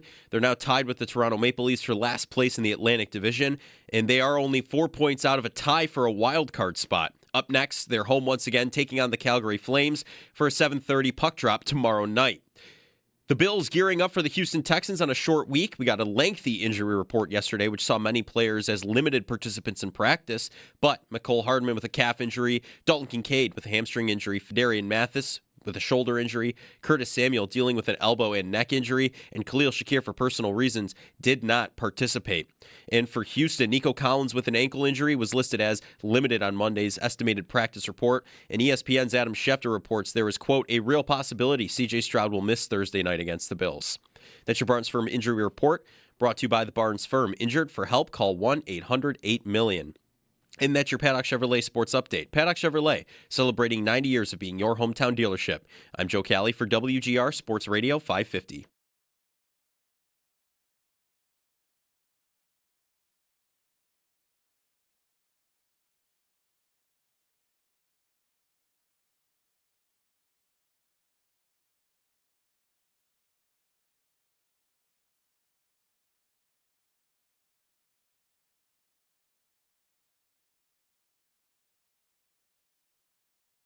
McDavid, cross ice, one-timer. Ellis got over there just to put an exclamation mark on what's been a solid night for the Sabres goaltender.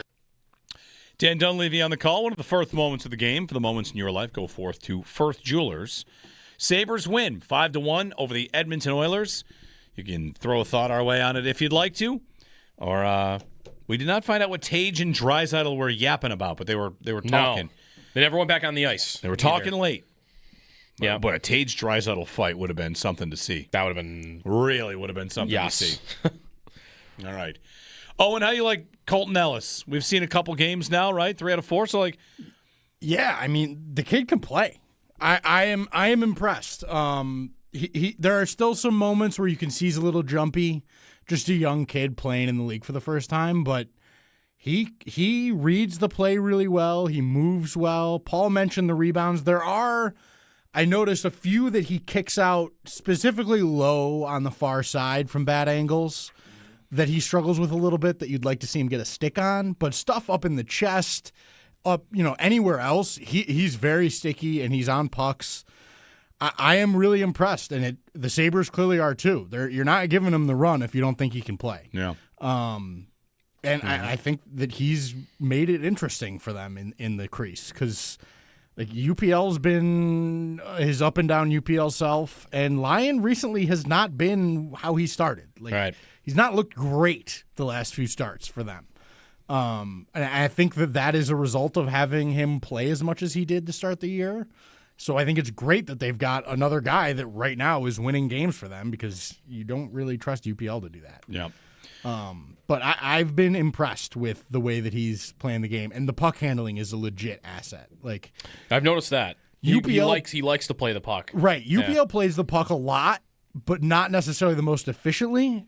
And I think that Ellis is a big step up in that department that can really help a decor out. And he's confident. You see him looking for plays even when he's got it covered. I think his first start, within 5 minutes, he broke a breakout out after a puck was covered that he probably should have kept frozen, and it led to a goal for them. And I think he's very effective in that way too, and that makes a bigger difference than I think a lot of people realize. 803-0550, our phone number, if you'd like to throw a phone call our way. Goals saved above expected on the season for the Sabres. Lyon, 7 goals saved above expected. Ellis, 1.4. Luukkonen, minus 1.4. Okay. Yep. And he's not played that much for it to be a minus 1.4. Right. No, right. Luukkonen's minus 1.4 in 4 games, and Ellis is positive 1.4 in 4 games. So. I would bet that 1.4 all came last night for Ellis. I could tell you 1.4 of it. Yep. Yeah. So he was even in the first 3. Right. He was fine, didn't hurt you, and last night he really helped. You guys getting all these fancy stats. I'm ready to bust out some fancy stats on the Bills if you want. Ooh, I'm ready. Let's do it. Would who wants to sign up for the Bills playing all gas, no brakes? And by that I mean, let's get rid of the idea that they need to run, possess the football, just play like they're down 14 all the time. Kind of. Or play like first to 40 wins. I know that this one game might just poison my brain on how they can do it, but why wouldn't they just do that? This recipe that I've felt they had under Joe Brady, especially in the playoffs, they've been this way, and I feel like it's not their best plan to be conservative. Oh, it's 2nd and 4, we're going to run the ball. It's 2nd and 1 and 3rd and 1, we're going to run the ball, right? Like, they got away from their run-heavy tendencies against Tampa and threw the ball an awful lot. So maybe you weren't confident they could do that because the receivers they had before this game against Tampa weren't getting the job done. But here's a game with no Kincaid and Shakir not making a difference really in terms of catching the ball. Yep. Curtis Samuel's on the field running a ton of clear-out routes. Yep. And you get the job done with Shavers and Davis and Palmer. Yeah. Like, I don't think anybody would say that group is great, but if it's good enough with Josh Allen and throwing to the backs, how about you play like, instead of playing to protect your defense, play to go all gas, no brakes. Don't the numbers back it up? They're the number 2 in the team in the league in EPA per play. And that's largely due to Josh Allen. If they are one of the better teams in the league at scoring on drives, which they were against Tampa, they should want more drives. They should not want time of possession. They should not want to keep inferior teams close. They should want to go all gas, no brakes. Right? Who's up for it? Against bad teams, too? Yeah. Against everybody. I guess the proof this year shows that even in these, they played Miami this way, right? They've played New Orleans was a close game. These bad teams they've played where it's, okay, we're going to run the ball and control it and not turn it over. These games are close anyway. And isn't the idea there, the reason someone would say, well, you're not going to do that against everybody because the only way those bad teams are going to be in it against me is if I'm turning the ball over and being reckless, and that's because I'm trying to go out and score 50. But I just feel like it doesn't matter. These games that you're seeing, Miami is just going to be there forever. You tried to play the other way conservatively, and you got behind, and then you had to try to pick up the pieces at the end of it. And you had some turnovers, but if you don't turn the ball over late in the game, maybe you can come back to beat Miami. But it's not, the turnovers aren't what got you in the hole. No, the whole was the 3 and outs and the punts. That's been true multiple games. They are beating the Chiefs while losing the turnover battle. Right. Like, they'll be fine. I guess the best question is, what will they feel like is their best recipe in the postseason? Is it going to be gas? Yes, that's what I want. I want the postseason to look like all gas. You're not trying to hit a target. You're just trying to run away from teams. And Allen would play a big role in that, too, because if Allen is frustrated by where the offense has been, and he suddenly, Gabe's back, I trust him, and Shavers has got some speed on the outside, and so does Palmer. We forget Shavers is he's not a well-rounded, overall great wide receiver by any means, but he ran a 4.38 40 time when he came into the league. That's pretty good. So he came into the league with a lot more speed than, in comparison to Keon Coleman did. And Palmer, we know, has some of that, and Davis, we know, runs down the field. So if Allen suddenly feels like he can trust a lot of his pieces down the field, then isn't Allen the one that's going to be pushing for that? He even said in postgame, it might just happen naturally. It doesn't have to be their game plan. Right. Allen said in postgame, I might have rode the wave a little bit too much in that first half. But what did he do? He rode it. Because his instinct is going to tell him, I should ride this.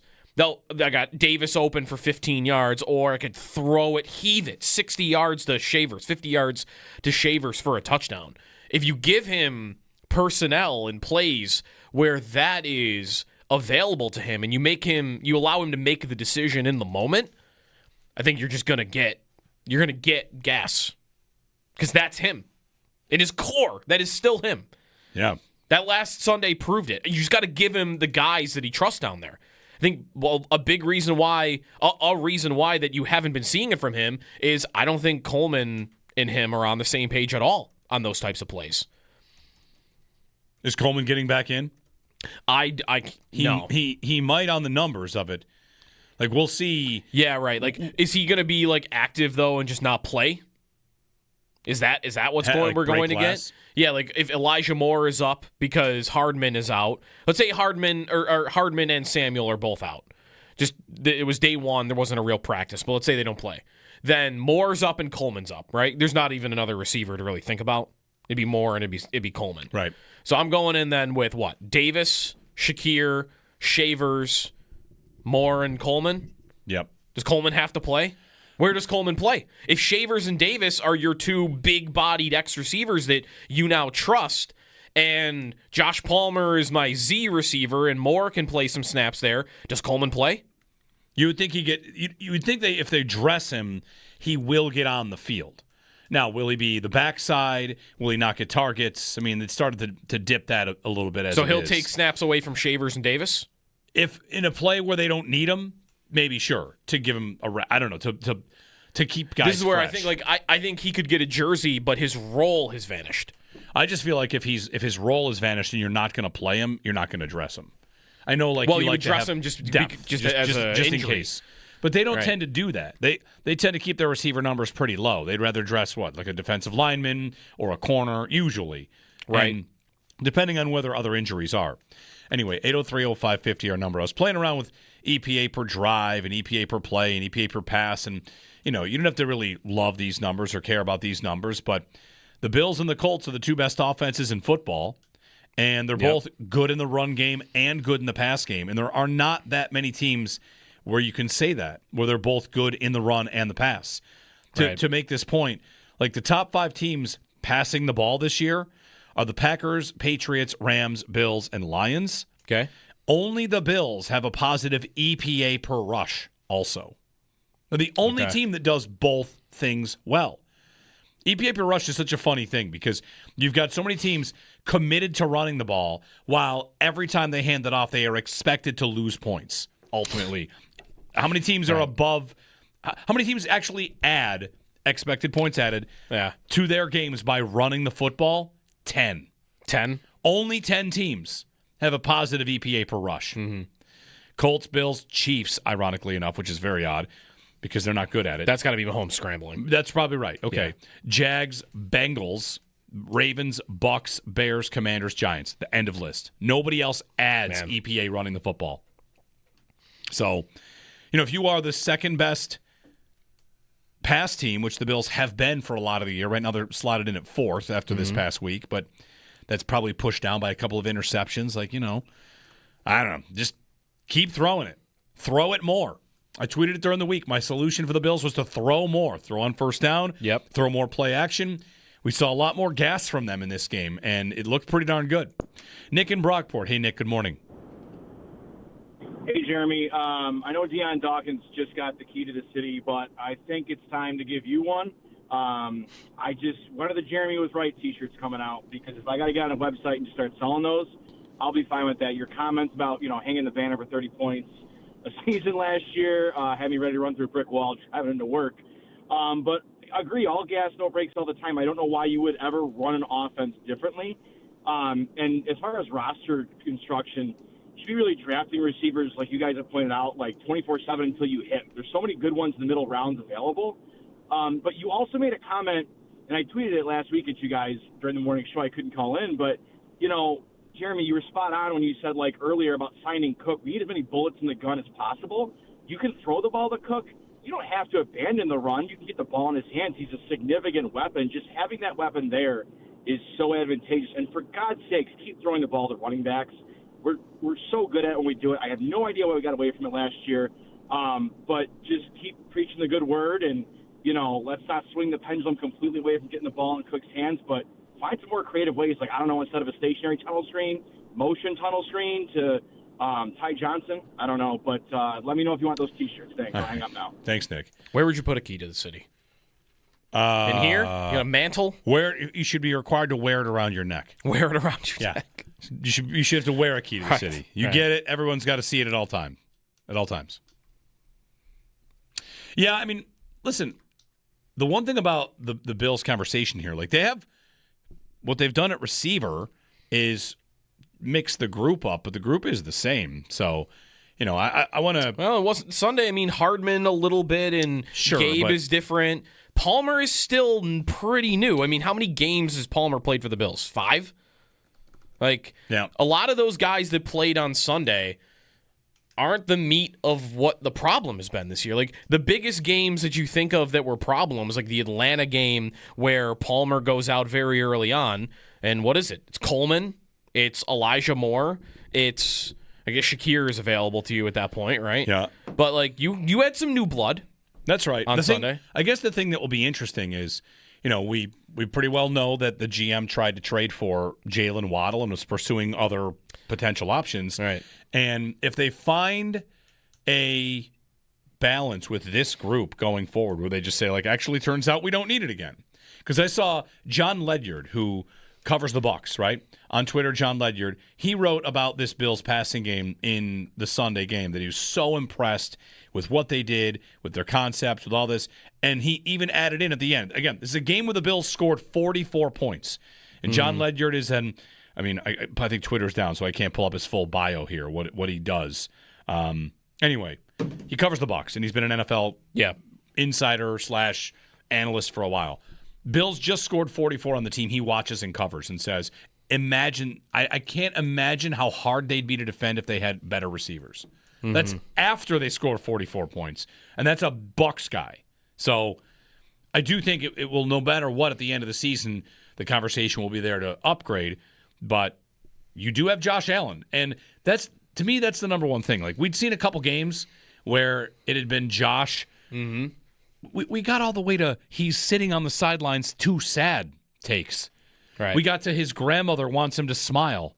We got to, you're deep in your bag of emotions when you're saying, I wonder if getting married ruined him. Turns out, actually, all that, no. He's still there. He's still there. Did you hear him laughing maniacally when he scored the QB sneak touchdown? Yes, they had him mic'd up, and he's laughing hysterically as he goes in the end zone. Yes, so the vintage Allen, you were able to see oh, no. It's all still there. Okay. Right. Well, then the entire environment's got to be keeping that there every Sunday. No more grandma wants him to smile, because he's just smiling by, scoring six touchdowns. And I hear people tell me, you can't expect that. And I ask, why not? Why can't I build an offense that expects to score 6 touchdowns every game when he's at the head of it?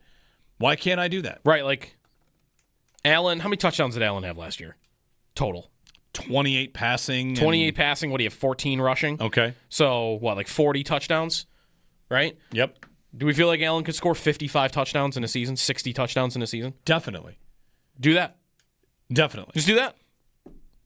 And people, what's the record? Well, here's the thing. Build an offense that includes Allen scoring more touchdowns than any quarterback ever. He's not capable of it? You would say that if he played more games like that where it feels like he has to get to 40, he probably would. Right. And I guess you could say they don't need 50, and every time they're going to play the Panthers and the Dolphins, and I get that. But rather than this idea of, I got to get to the postseason, and in January it's important I can play a certain style of football. Instead of that, what if it's just, in January it gets harder to play defense because everybody gets better, quarterbacks get better, the offenses are obviously better in the playoffs. Mm-hmm. So my plan would be, I'm going to try and score 60. Right. And put that pressure on that offense. Okay, maybe 60 is a little high, but you get the idea. 803-0550. Howard's going to pick the Bills today. He'll be in a better mood, I think. Is he going to pick unbeaten? Maybe. Didn't he pick their worst record that he had picked yet last week? He got into a bad 10 was 10 in and 7 maybe? He was in a bad spot. Yeah. He's in a bad spot. That's all right. 803-0550, our phone number. Jeremy and Joe here on WGR.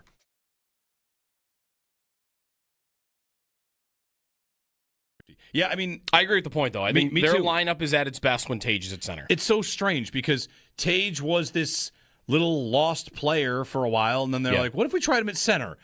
He's amazing. Yeah. Okay, no more of that. Why? Because of Josh Norris's presence? Because you want to get the two of them on the same line? I get it, but maybe instead of that, Norris and Tage as your two centers. Tage 1, Norris 2. Right. All right. Let's do that. And Kulik 3, and maybe I've got 3 good centers if I do that.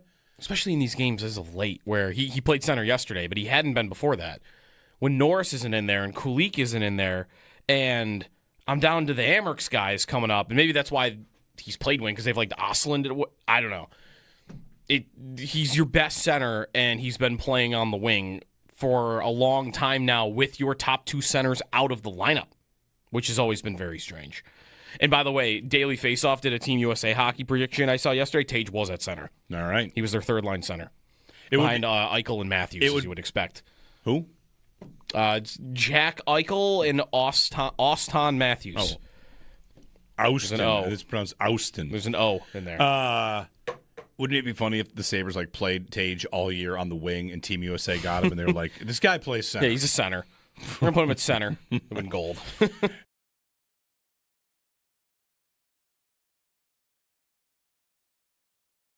Beck Malenstein. We've been waiting forever for some of these kids to show up and oh, look, they can play. Yeah. Oh, all right. Right, do they come out of the lineup when Zucker, Benson, Norris are back in the lineup? They might not, but who do you take out? That's going to be a tough question, I think. Yes. Because if the kids are scoring and you're not so sure on where the goals are coming from on a consistent basis. Well, you've waited forever for these kids to be on the team and score. Right. So it's been 4 years. So what, now they're coming out? No, because otherwise, right, there has not been a consistent guy to rely. Even Tage hasn't really been that this year. He's on a 30-something goal pace so far this year. It's been different guys every night that you're counting on, which sometimes can feel like it's tougher to count on that. But the goals and where they come from, that would still be my biggest holdup on. They're a good team.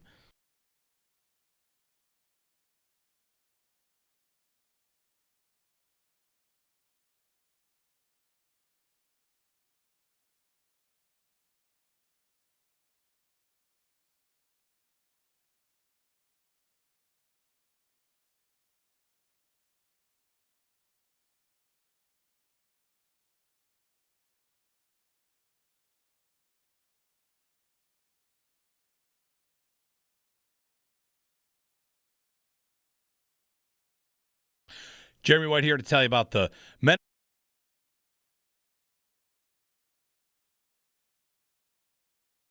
Victory Tuesday. Victory Tuesday. The Sabres. Look at this. Never a doubt. Just hey, you get your best player back, you can win some games. Funny how that works. Yep. Tage is playing great, and a new goalie. And, they win. The thing I'm most interested in them right now is what they are doing in goal. That's 3 out of 4 games for Colton Ellis. So is he the guy now? I'm the captain now. Is right? Yep. Is he? I mean, or is this just, hey, let's get as much information on him as possible before we make a decision on what to do in goal? Because we're not doing 3 goalies all year. Somebody's going, so we want to know what he is before we make a call. Is that what it is? I don't know. It's very strange. It's a good question because he was good. He was good. Alex Lyon has been too good to move on from. And then, of course, he's only played 1 game of one of their last 6. Yeah. So he's not really in the rotation at the moment. Which is kind of odd. After he played the first 6 games of the year. Yeah.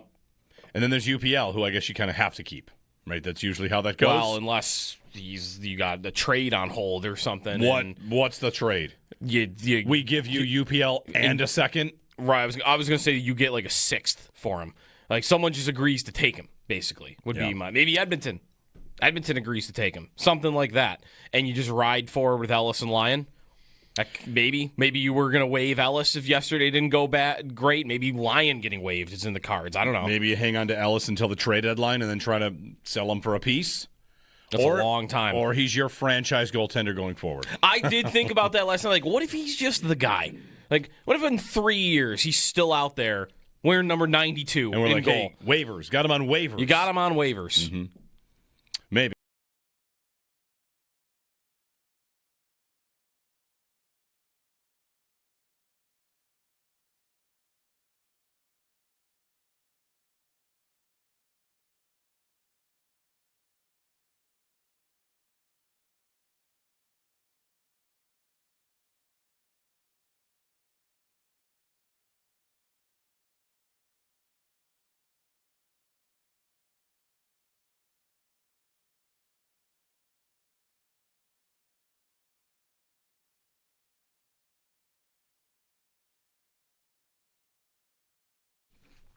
I'm at Bills-Texans results in an effort to find the most forgettable Bills-Texans game in their history. They've played since 2002. Okay. We should go through this exercise later because we'll go to each game and see if forgettable. Can we remember something from each of these games to find the most forgettable Bills-Texans game. I mean, the playoff game has the most memories. That's probably in there. That's memorable, yes. 50 things you could remember about that game. Yeah, the last 3, it's the game there last year where Allen goes 9 for 30. Okay. Before that, it's 40-0, Davis Mills here in the rain. Yep. Playoff game. And there's probably a lot of drought games between 2 bad teams. Yep. Houston was bad forever. Yeah, there was some. When is the first time they're good? Is it not till Watson? Are they ever good before Deshaun Watson's there? Didn't they make the playoffs with Matt Schaub once? Or with okay, right. Somebody started a playoff game, TJ Yates? Yeah, right. They're the home team at 9-7 on Saturday afternoon in the wild card round. Yeah, their first winning season, they go 9-7 in 2009. Matt Schaub might have. Yeah, he did. Matt Schaub led the league in passing one year with Houston. Yeah. Yeah, 4,700 yards. Their first playoff appearance was a good 10 years in. They were 10-6 and lost in the divisional round. Okay. Gary Kubiak is their head coach. Okay. It's the Brian Cushing year, right? Like he's in there and making a big difference. He won Rookie of the Year over Kiko. Is that the big controversy? Yeah, and he was on PEDs. Yeah. All right. Yeah. Anyway, 803-0550, our phone number. Sabres head coach Lindy Ruff joins us on Tuesdays. We'll check in with him. We'll check in with Paul Hamilton as well. Or sorry, we did Paul. Howard Simon is on the way. Howard's going to pick the Bills. Jeremy and Joe here on WGR.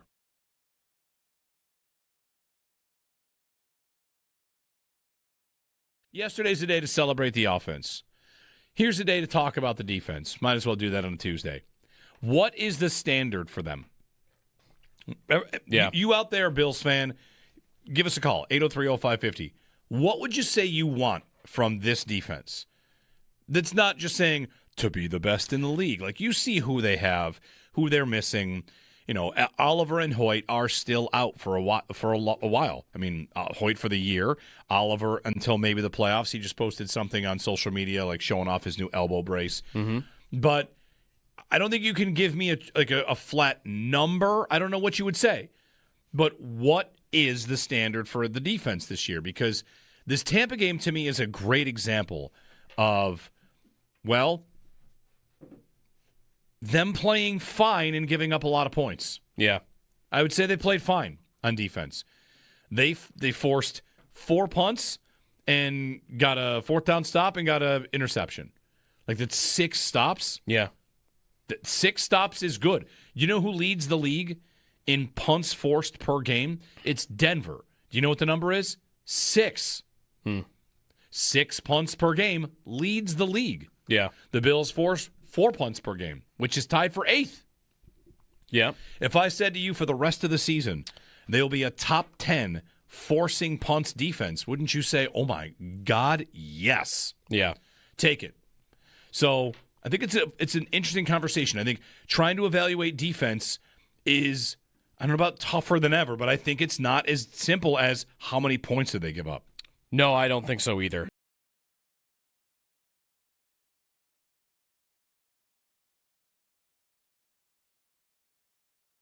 I woke up this morning and went to the website lindys5.com. For those of you that maybe don't remember. I haven't been there in a minute. Yeah.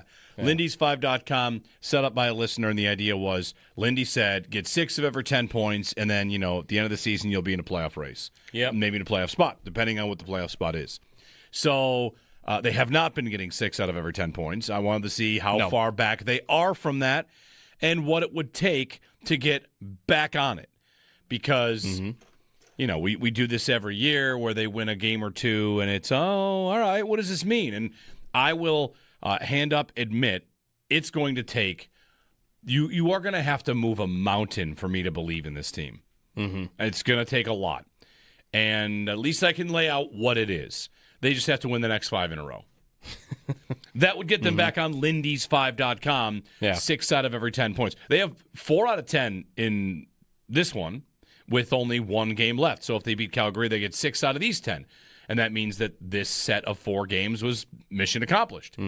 Then, if you just simply win the next 4 in a row, you are on pace. You're back to 6 out of every 10. Those games are Chicago, Carolina, Pittsburgh, New Jersey, Calgary. So, win 5 more in a row after just winning 2 in a row.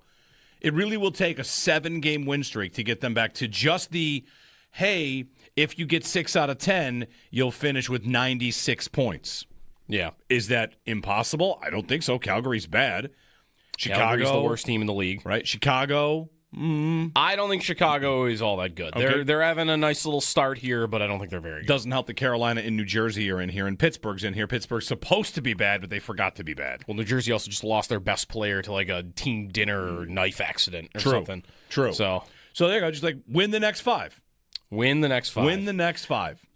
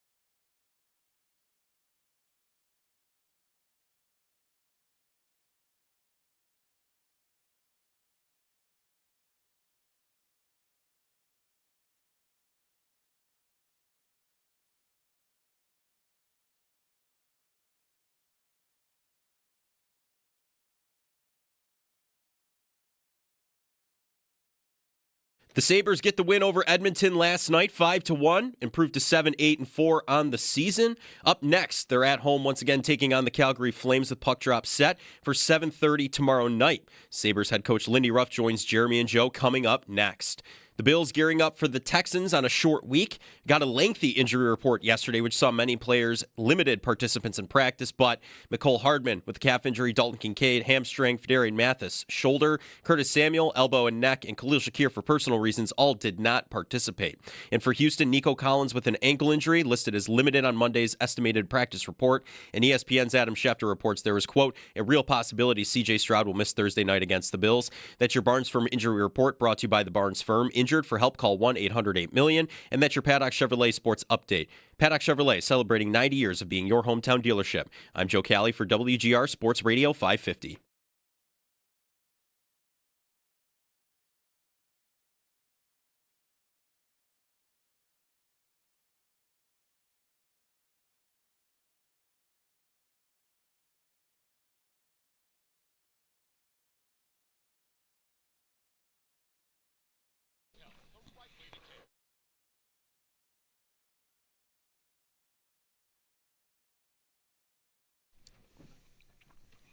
Sabres win last night, beating Edmonton at KeyBank Center to kick off a little homestand here.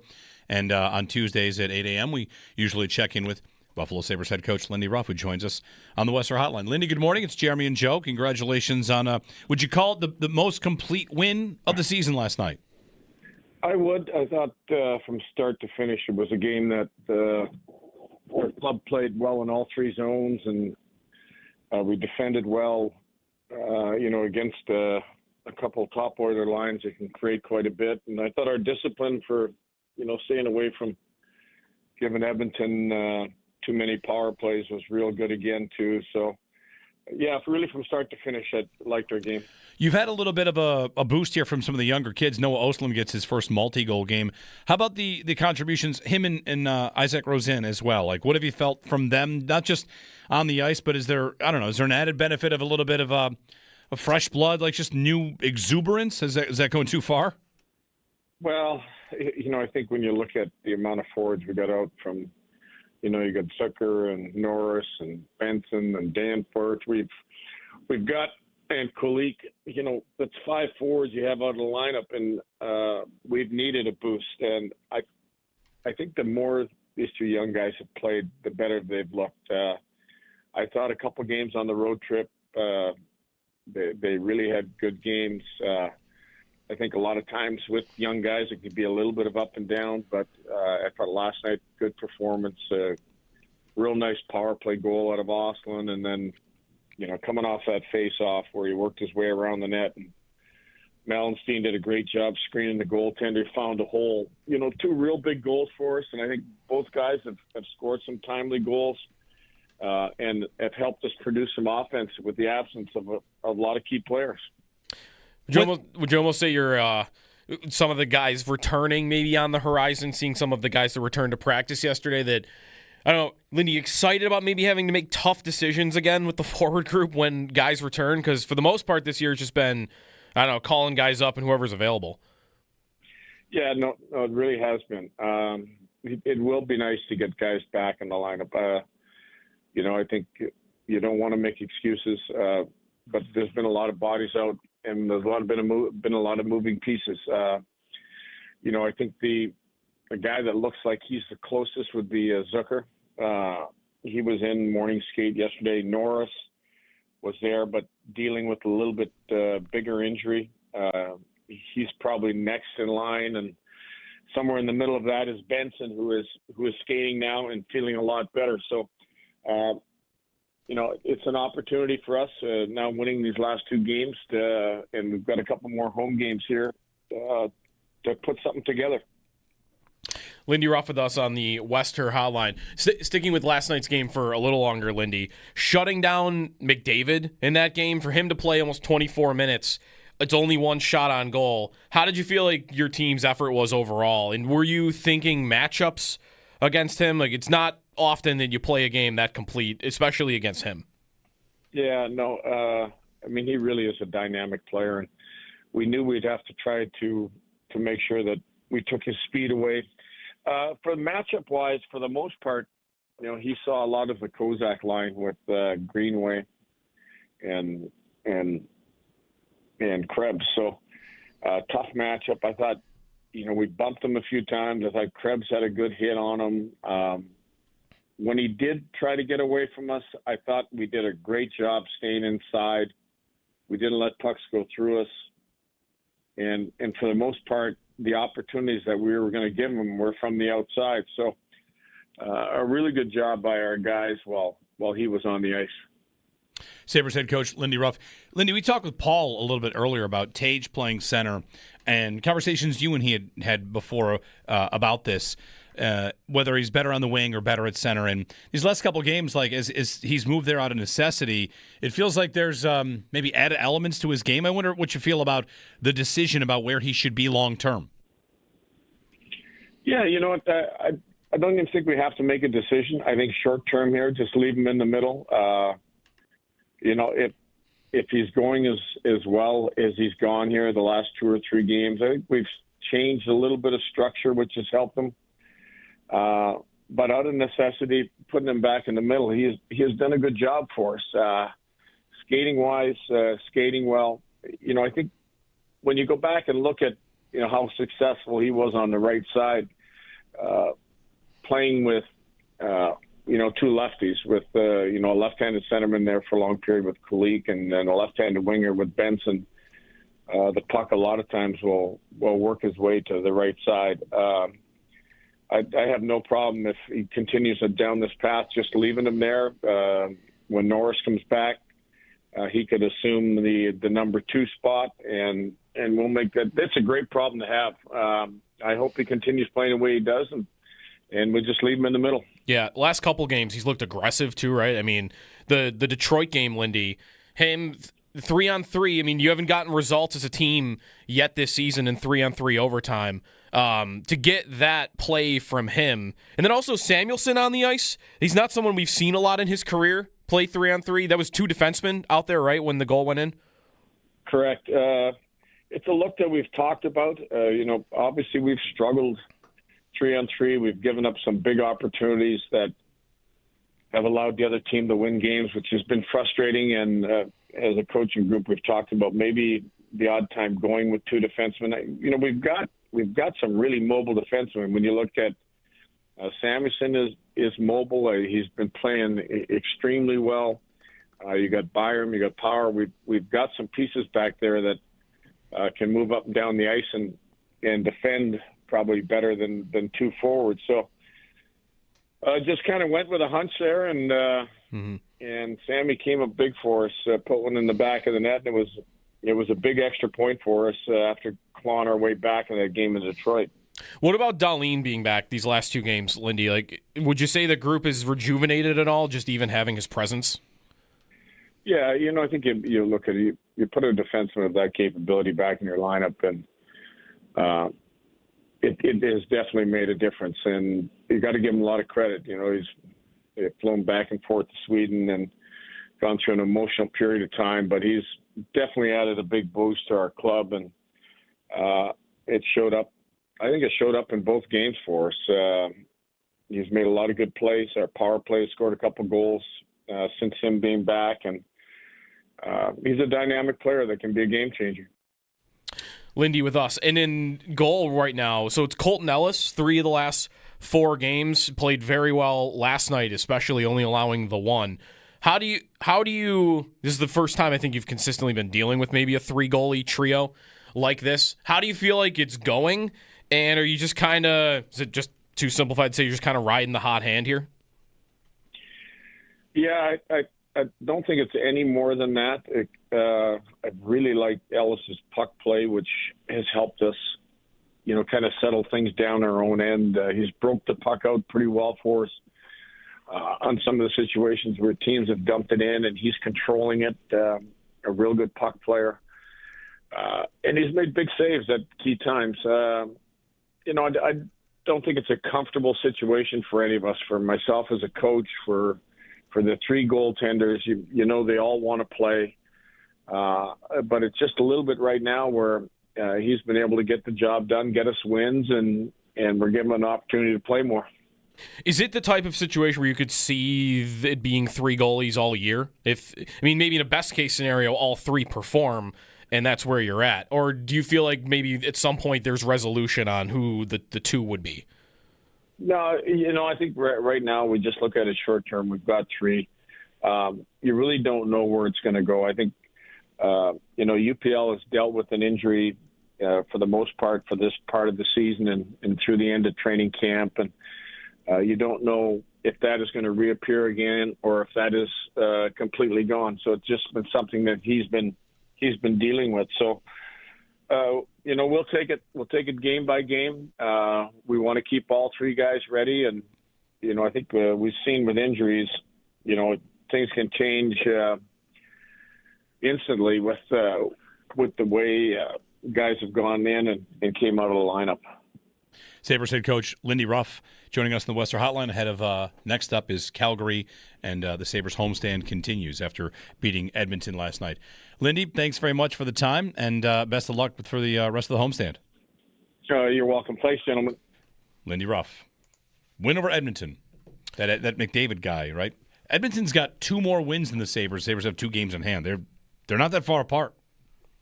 The league is like this. It's the West is much more spread out right now than the East is.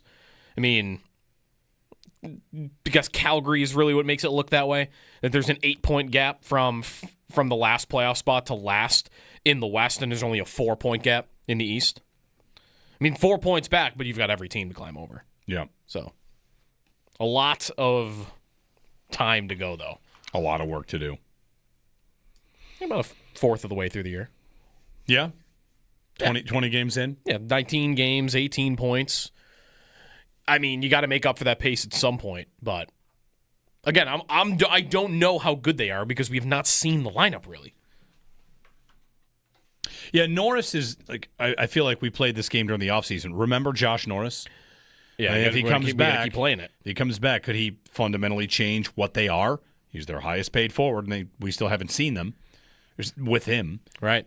So I guess I'm just I'm waiting for something about the Sabres to feel any different at all. Does that make sense? Every year, we are in the blending of everything feeling the same. Every season feels the same. They dig into a hole, and now this one is, if you want to tell me it's because of injuries primarily, I think I might even agree. But I'm just waiting for something to feel the least bit different. They're not, you're saying, they're not, even though injuries have happened, they don't necessarily deserve the benefit of the doubt to just assume, they'd be in a spot right now if they were healthy. I certainly don't want to do the thing where they missed the playoffs by 7 points and we say, well, if they didn't get hurt, they would have made it. Right. That's right. Like last year's team, well, if they didn't have a 13-game losing streak, they would have been a playoff team. When you get to that level, it's ridiculous. Well, that's true of any team. Take any team's worst 13-game stretch out. And I don't know what it is. I don't know if it's a GM change, a hiring of a president of hockey operations. Winning games on a Monday against Edmonton is good, and beating Chicago and Calgary, if they rattle off some wins and kind of get back in the mix, that would be good. I don't think it's out of control or whatever, out of reasonability to think they could. Just kind of waiting for anything to make it feel live again. And we really do get desperate for anything. The last time it really felt like that was probably when Levi was here and the year they just missed. It really felt, you could feel it. Yep. And it's been so long since being able to feel that. And we've got that stretch run, the 10-game win streak at the start of the season. And that's really it. In 14 years. It's really been so hard to get to feel anything. Never mind, well, they're this many games out, and I've got a website up. I tell you about it all the time, lindys5.com. They get 6 out of 10 points. And how about something that actually feels, this is going to be too big of a leap here, the way that the Bills' offense made us feel. Sure. Sometimes they score 40 points, and we think, and other times they score 40 points, and we are pounding our chest. Yeah. And for the Sabres, well, that's what made 2 years ago different. Well, is it 3 years ago now? 3 years ago, they were scoring points. It wasn't just the results were coming in. They were super entertaining. It was different in that look how much they're scoring. Yeah. It's like, look how fast and offensive they are. It looked different. That might be the biggest counter to, well, what would feel different if they were healthy? I'm not sure you would see anything. I mean, the way this team is built, what would it be? It would be, man, teams just can't score against them. It would be like last night would be like if it wasn't just like a one-off, if they had been healthy through to this point and then they shut down McDavid and the Oilers, like, this is one of the best defensive teams in hockey. Like, maybe you could go off that. It's not as fun and exciting and sexy as what they would have been when they were first in the league in scoring. But I guess that's the best you could do. It would be if they show for like a month or 2 months that you're just not going to be able to score in this team. That's the best I could do, because they are not going to be up and down the ice like it was a few years back. Right. 803-0550, our phone number, and 1-888-550-2550 to join us. The Patriots this week get the Bengals without Jamar Chase and Joe Burrow and Trey Hendrickson. It's ridiculous. Is it, though? They needed another break. Their schedule is already the lightest in the league. They needed to get the Bengals without their best player. I mean, the Bills is pretty light. The schedule's been pretty light. It's not as light. It's not as light. It's pretty light. I don't know. Well, it's lighter now that if the Bills are about to play the Bengals with Burrow, Hendrickson, and Chase, and the Patriots didn't get any of the three, that's a big difference. That's different. That's like a totally different team. Right? It could be. Totally different team. That's something. So, no, you're right, though. Like, where do the Bills rank on the year? Like, isn't it one of the 5 easiest schedules? Yes. Yeah, and New England might be the easiest, but yeah, the Bills are up there too. But the idea that the Patriots, like, do people really think they're doing it with luck? You could be lucky and good, and that helps. I mean, the Bills were lucky and good in the fourth quarter against Baltimore. Yep. But you got to be good in order for that luck to really matter. You can be a bad team that's lucky, and it doesn't really much matter. I don't want to call them lucky. I mean, it is the schedule you play. I just don't feel like I know who they are yet. I think I'm starting to feel like I know who Drake May is, and that is some baseline of how good they could be.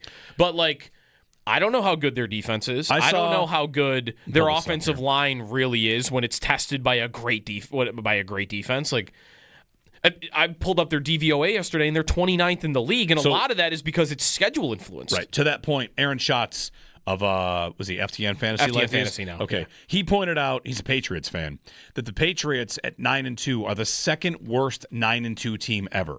Right. Now, by DVOA. By DVOA. Yeah. The second worst 9-2 team that they've ever tracked. The worst one was the 20 Go ahead. I guess. Is it Minnesota a couple years ago? 2022 Vikings, who won 1,000,000 one-score games. Yep. Now, that's not what New England's doing. They're not winning 1,000,000 one-score games. They have some one-score wins. They also have blown out some bad teams.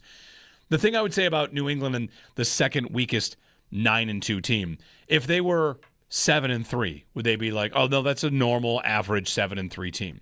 9-2, you put them up against 9-2s. How good is Denver? Are they great? They're 9-2. No, they can't be. How good are the Colts? Yeah. Are they 9? They probably are a good 9-2 team. They do have some nice wins. This week, Colts and Chiefs. Let's go. Huge. Yeah. Yeah, no, that's a good point. I mean, but again, like, New England, like, really, I guess a lot of it is about their defense. I feel pretty comfortable saying their offense is good. Drake May is too good for the offense to not be at least pretty darn good. Yep. Like, maybe the line isn't perfect. Maybe they're not great running the ball. They don't run it well. They're not loaded with weapons. They're pretty good. Like, but May is good enough. McDaniels, too, is the play caller. Like, I trust that. Whereas that other side of the ball, I got no clue how good it is.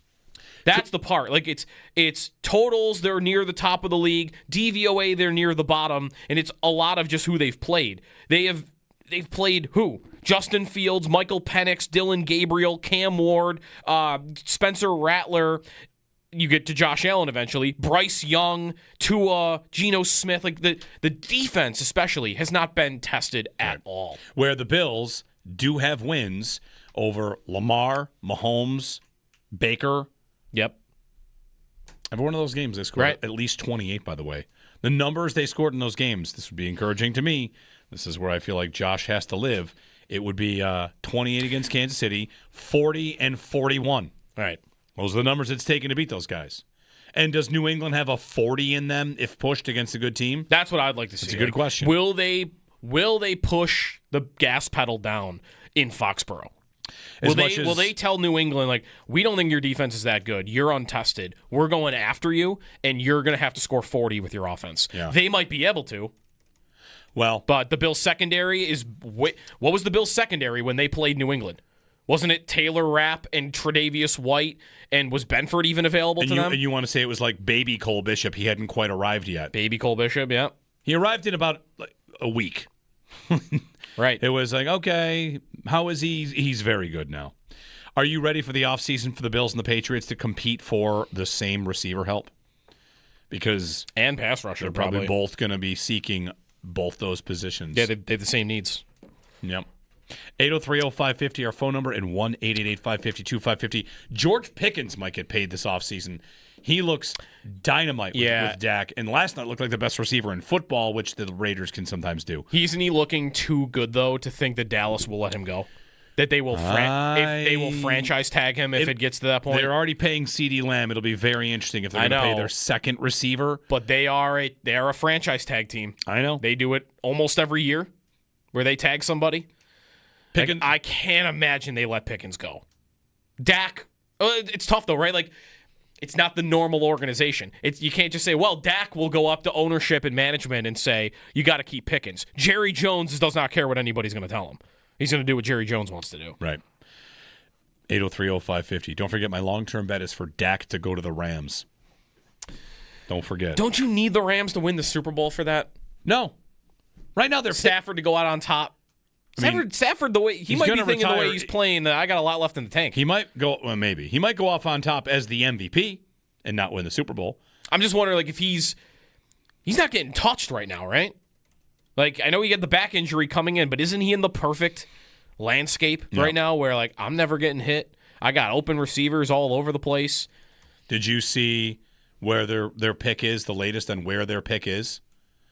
Because their pick? The Atlanta pick. Because they have the Falcons pick. Ooh, it's got to be top 10 now, right? Eighth. Yeah. Wow, it's going to look like the a Rams bad have the trade. eighth pick. And here's the Falcons' schedule from here. And they just lost Penix and Drake London. Uh-huh. What's their schedule?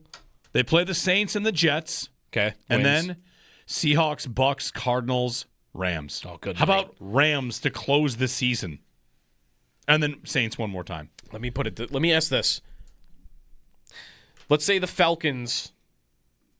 Everything's pretty close, isn't it, right now in the draft order? Like, in terms of, like, where teams' records are? Yes. A lot of 1 and 2 win teams. I mean, I can go to the New York Times playoff machine, punch in Falcons, and go number one pick odds. Right. You want to do that? What I was wondering is, I think the answer is no. But let's say the Rams are, like, in really good shape playoff seeding-wise. They get to the final week of the season. This is the final week of the season they play Atlanta? Mm-hmm. That can't be right. Division game, right? Second to last week. Okay, second to last. That's a little better. A little worse. I was going to say, what if would the Rams go all out to beat the Falcons if they knew beating them would clinch the number 1 pick? Oh, you're saying their seed is already locked up. Yeah. They'd only be playing to win this game and improve But if they our pick. win Atlanta, like, they'd get the number 1 pick. That's basically like the Cup of Hope. Exactly. From the KHL. It's like we're not playing. We get the first pick. They're going to need Tennessee to win a game or two for that, probably. Yep. 803-0550. They are most likely to pick somewhere between 2 and 18, according to the New York Times playoff machine. But they're going to lose. Well, that tells me nothing. Well, they're going to lose some games. Their odds for the number 1 pick, the Falcons, are pretty low. 18. How are they going to pick 18th? Well, they went out. The Falcons? Yeah, if they it's just all it's saying is they are not likely to get the first pick. All right. Yeah. I don't think they're very likely to get. Wait a minute, sorry. Anywhere in the teams. Sorry, hold on. Kirk Cousins throwing to some backups. Hold on. It auto clicked over to the Bills for me. Let me get Bills detailed production. No, it's still the same. Yeah. Anyway, 1% chance at the number 1 pick. Either way, the Falcons just made a horrific trade. And they're about to pay for it. Which, by the way, they're about to get dunked on all spring for it. It's bad for the league that this happened because now everyone will be afraid. It's terrible. Trading, yeah. Yes. They were talking about this on the afternoon show that the Texans just did this with the Cardinals, and then they had a good season, and people don't really remember it. And I'm scared that this move for the Falcons will mean I guess you could do 2 things. It might make every GM afraid to make a move like this because it's bad process, or it might lower the price for a trade like this. How would it lower it? It would lower it by. It would lower the price because if I say I want a number 1 to come up here, so listen, I can't have the Falcons scenario. I'll give you a 2 and a 3. I'll give you a 2 and 2 threes, where maybe another GM realizes nobody's going to do what Atlanta just did. And the market dries up for this kind of trade because of it. I mean, it really shouldn't have to change anything. The rule of thumb should be the same. You don't make that trade if you don't know how good your quarterback is. Yeah, that's it. That's a good way. Just that rule. Do you know you have Josh Allen? Feel more comfortable making that deal. You have Michael Penix playing 4 games. Way too early to make that deal. That's crazy. 803-0550. Howard picks the Bills next.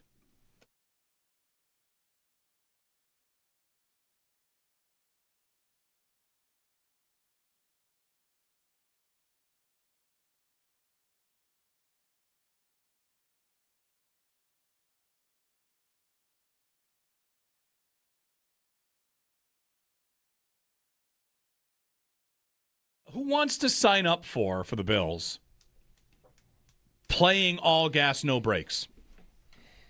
And by that I mean, let's get rid of the idea that they need to run, possess the football, just play like they're down 14 all the time. Kind of. Or play like first to 40 wins. I know that this one game might just poison my brain on how they can do it, but why wouldn't they just do that? This recipe that I've felt they had under Joe Brady, especially in the playoffs, they've been this way, and I feel like it's not their best plan to be conservative. Oh, it's 2nd and 4, we're going to run the ball. It's 2nd and 1 and 3rd and 1, we're going to run the ball, right? Like they got away from their run-heavy tendencies against Tampa and threw the ball an awful lot. So maybe you weren't confident they could do that because the receivers they had before this game against Tampa weren't getting the job done. But here's a game with no Kincaid and Shakir not making a difference really in terms of catching the ball. Yep. Curtis Samuel's on the field running a ton of clear-out routes. Yep. And you get the job done with Shavers and Davis and Palmer. Yeah. I don't think anybody would say that group is great, but if it's good enough with Josh Allen and throwing to the backs, how about you play like instead of playing to protect your defense, play to go all gas, no brakes. Don't the numbers back it up? They're the number 2 in the team in the league in EPA per play, and that's largely due to Josh Allen. If they are one of the better teams in the league at scoring on drives, which they were against Tampa, they should want more drives. They should not want time of possession. They should not want to keep inferior teams close. They should want to go all gas, no brakes. Right? Who's up for it? Against bad teams, too? Yeah. Yeah. Against everybody.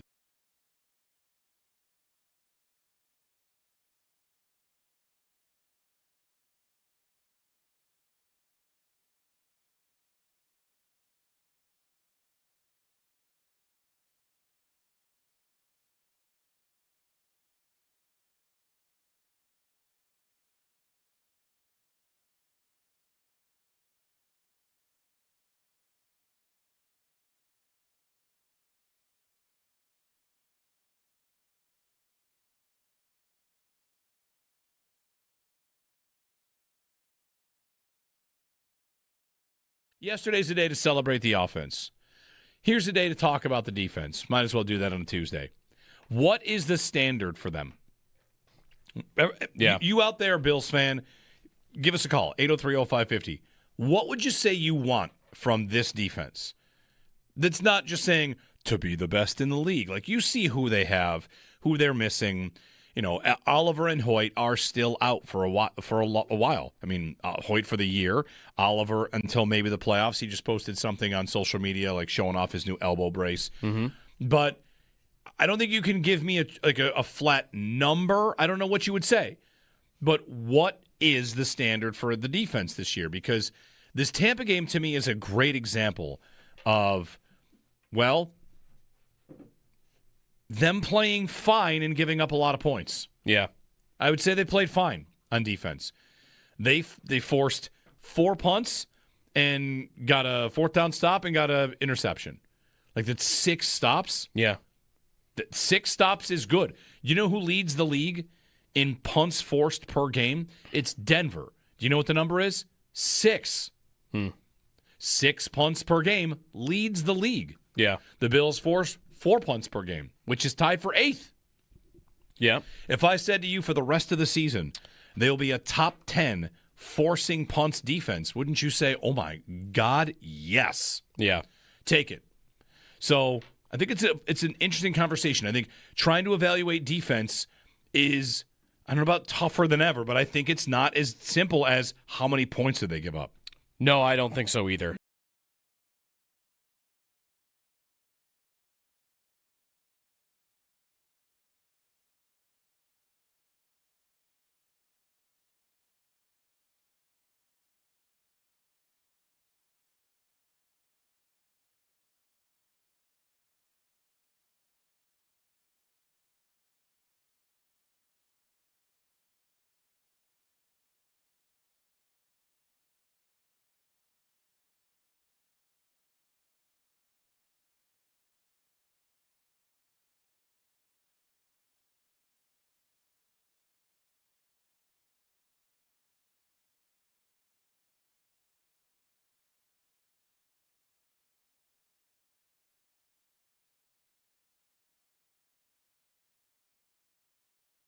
There are different paths or journeys. Do we want it to have happened before now? Yes. He would tell you the same thing. The important piece is that he learns from this, as I said yesterday, and he grows from this.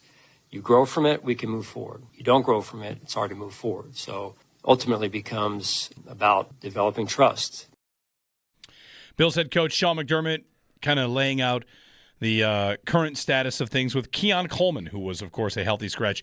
Did you see, welcoming Howard Simon here to pick the Bills in a Morning, moment. fellas. Did you two see the clip of Shannon Sharp and Chad Ochocinco talking about this? I did not. I did not. I heard about it. It came up on the show last night. So radio's a visual medium. I can't exactly show you something that they did, but they showed something on the sideline. Oh, yeah, I heard about that was this. very interesting. Yeah. So it's not just them talking about late to meetings, this and that. They show Coleman on the sidelines before the game, kind of bouncing around, dancing, bouncing around. Yeah. Right. And they did not like that. I got to be honest with you. I'm not a fan of this either. Like, it's your job, kid. I mean, I get, the whole thing. He's 22. He's young. Okay, I was 22. I showed up for work on time. In fact, when I was 22, I was more terrified than ever that I wouldn't continue to have my job. Like now, well, how about after you've also missed meetings before? He's a repeat offender, so to speak. Right. Now, Jeremy, if you wanted to just casually walk in here at 6:05, they'll let it go because you're a star. But 22, show up. Like, and the problem with this is, we were just talking in the break. Sports leagues will look the other way with players that are really, really good. Like, they'll get a little bit longer leash, if you will, right? Okay, he was late, but he's really good. He hasn't even produced anything. Like, dude, you haven't earned the right to actually be late to a team meeting and not have team discipline. Right. It's really frustrating because he hasn't turned out the way you'd hoped. But it's not the football side of things that angers me. It's the responsibility. And the head coach preaches accountability, right? Mm-hmm. And this is at least the third time that he was not accountable to the rest of the team. So I'm at wit's end about this. I don't think they're going to cut him. I wouldn't play him Thursday. They might because they're banged up at receiver. I'd let the kid sit and give him another week or so to show up on time and practice hard and earn his way back into the lineup. It's over, though, right? Like the idea that he's ever going to be an impact player for the team. He's not going to be an impact player. Yeah. I mean, he can be a good, like just a guy in the league, like a good receiver, but he's never going to be the number one receiver. They have to find that in the offseason. Yeah. Is the wide receiver train, put away for the season, or is it in storage? We're going to have to talk about whether they should pay Gabe Davis when he averages 40 yards a game this summer again. I mean, he's not going to get him. He got his massive contract. I think hopefully he'll get the I'm just happy to be here. I'll take whatever you guys want to give me offer. Right.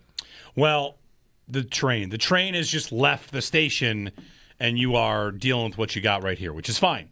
Going to need it back in like February and March. Yeah, well, maybe. If they win the Super Bowl, then who cares?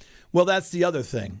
the defense is still. I mean, they're just not good enough for this team. Isn't good enough to win a Super Bowl. Mm-hmm. I know the quarterback is superhuman. They're good enough to make the playoffs. They're good enough to even overtake New England, right, and win the division. Every time the defense goes on the field, I'm nervous. Like, I'm a nervous wreck literally every possession those guys are on the field. Here's what you have to do. You have to just drink heavily. Free yourself of expectation. Ask for 4 stops a game. You know what? Mm-hmm. Just ask for 4 stops a game. I don't even ask, but when they get one, I'm feeling like really excited. Yeah. Like it's gold. Treat stops like touchdowns. Yeah. Yes. That's 1. Get 4. Well, that's the thing about this defense, right, guys? Like, on the one hand, they can get shredded, but they have had a tendency this season when push comes to shove and you need them to make some plays in the second half, they do it. They did it Sunday. Yeah. Right? I mean, they gave up 1 touchdown, but the last 4 meaningful drives for Tampa, 2 turnovers, 1 punt, and that 1 touchdown. So while the Bills' offense is scoring every drive, the defense did get stops. They got the Bishop interception, they got the forced fumble, and they forced a punt while the Bills were tacking on points to put the game away. So it's just frustrating to watch those guys. But the good news is Bishop looks really good. He does look very good. Hairston looks good. Bishop looks good. The defensive line is a mess, and I don't think it's because of asset management totally. The linebackers aren't so good either. They've just got on the defensive line though. They got TJ Sanders playing edge right. because like they're beat up. They're really beat up. Whatever. Anyway, all right. 803-0550 if you want to call in. Howard's going to pick the Bills, right? Bosa's playing with one hand. Hoyt's not available. Landon Jackson's not available. Not to say he was making much of a difference, but maybe by now he could have been a player on some level. Well, just a few snaps a game, whatever. Epinesa was coming off a concussion. Yeah. So Oliver's still out. Right. You've got a lot of pieces missing up there. Yep. All right. Howard picks the Bills. Let's do it. Do you not feel more alive after they win a game like that, though? I feel better. I mean, yeah, I feel a little better. Yeah. Just worried about the defense. Yeah. It's worried too much about the defense. I shouldn't, but I do. I'm 63. I worry about everything. What if they scored 60? The Bills. How would you feel about the defense? Did they give up 55? Who cares?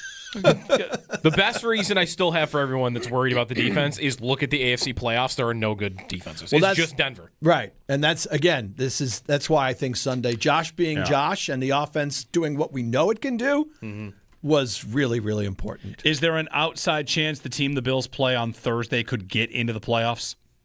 They've had a terrible season on the record, but I pointed out earlier, they have 4 losses where their defense gave up like 20 or less. But look at their next. Aren't they? They're playing like the Bills, the Colts, and the Chiefs, Bills, I think? Colts, Chiefs, Cardinals, Raiders, Chargers. Those next three games are it's going to be tough. Decide their season. It's going to be tough. All right, let's have you pick the Bills. A tradition unlike any other. Howard picks the Bills. We'll see how much he's freaking out. It's time for Howard to pick the Bills. I think this is going to be, I believe McDermott's going to be spitting fire this week at practice. I actually think they'll come out with their heads on straight, kind of a little bit of a nastiness like they had against Kansas City.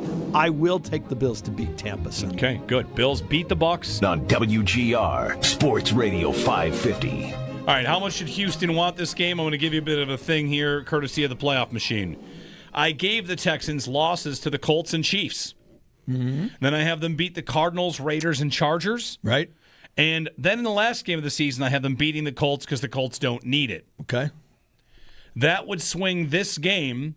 If the Bills win, the Texans' chance to make the playoffs is 17%. If the Texans win, it's 80%. Oof. Wow. Big game. Yeah. I guess if you play it that way. So Bills-Texans. Yeah. I like the fact that the Bills' defense is facing a bad offense. That should help. Houston's defense is very, very good, but again, Josh Allen is Josh Allen. I will actually take the Bills to win this game. All right. Okay. Good. Good. Division stays alive with that. And you beat another team behind you. If you don't make the division and you're a wild card, now you got Kansas City, Baltimore, and Houston who are on the outside looking in. You got tiebreakers on all 3 of them. What's the closest the Bills could be this week? Half a game out? They beat the Texans on Thursday and the Giants. Until New England plays. Beat New England?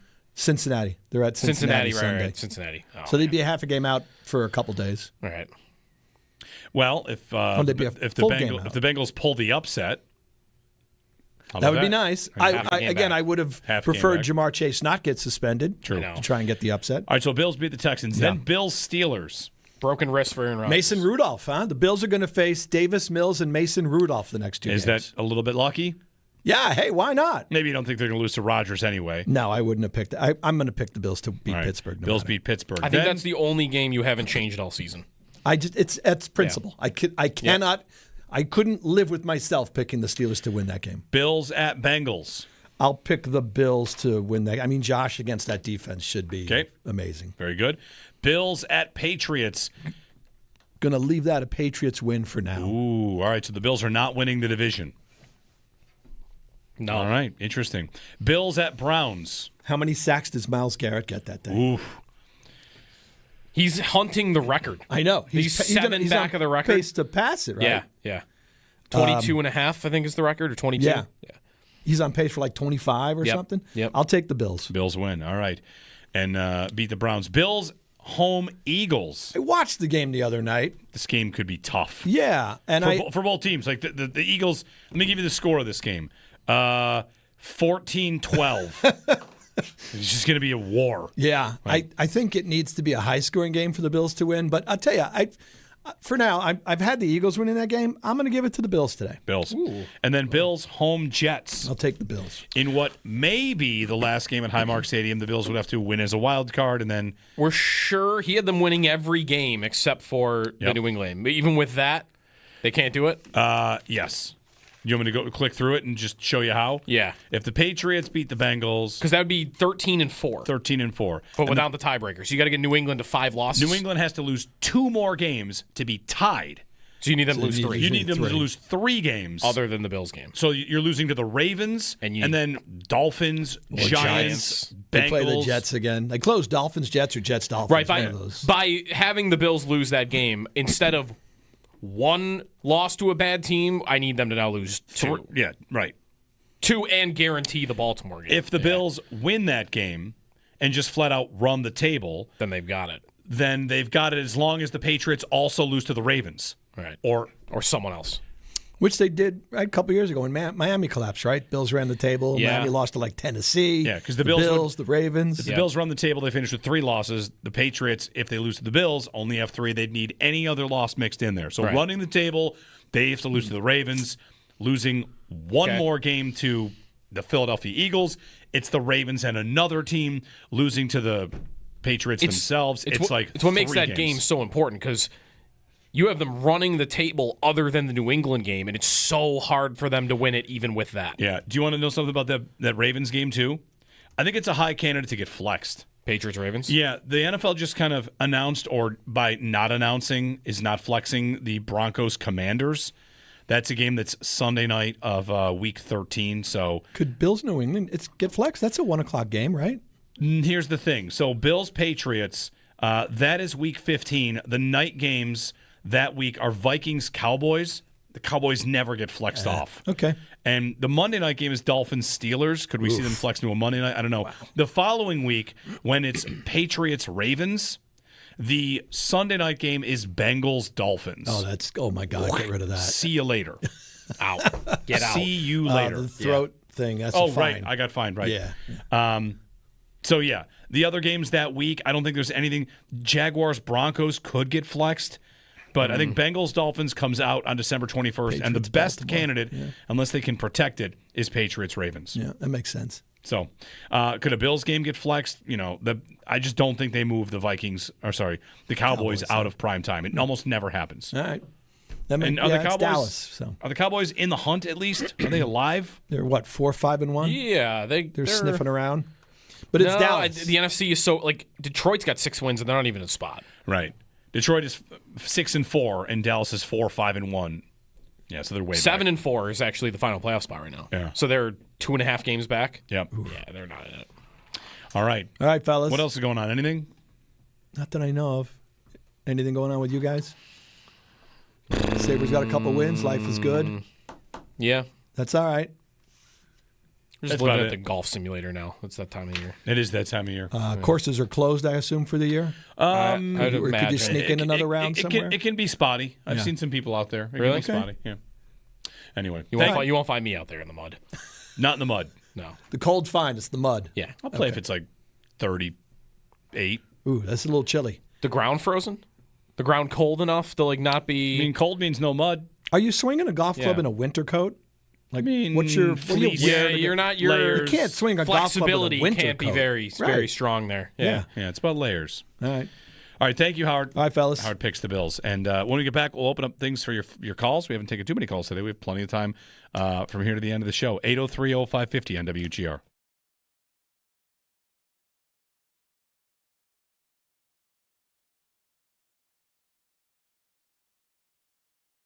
Who wants to sign up for the Bills playing all gas, no brakes? And by that I mean, let's get rid of the idea that they need to run, possess the football, just play like they're down 14 all the time. Kind of. Or play like first to 40 wins. I know that this one game might just poison my brain on how they can do it, but why wouldn't they just do that? This recipe that I've felt they had under Joe Brady, especially in the playoffs, they've been this way. And I feel like it's not their best plan to be conservative. Oh, it's 2nd and 4, we're going to run the ball. It's 2nd and 1 and 3rd and 1, we're going to run the ball, right?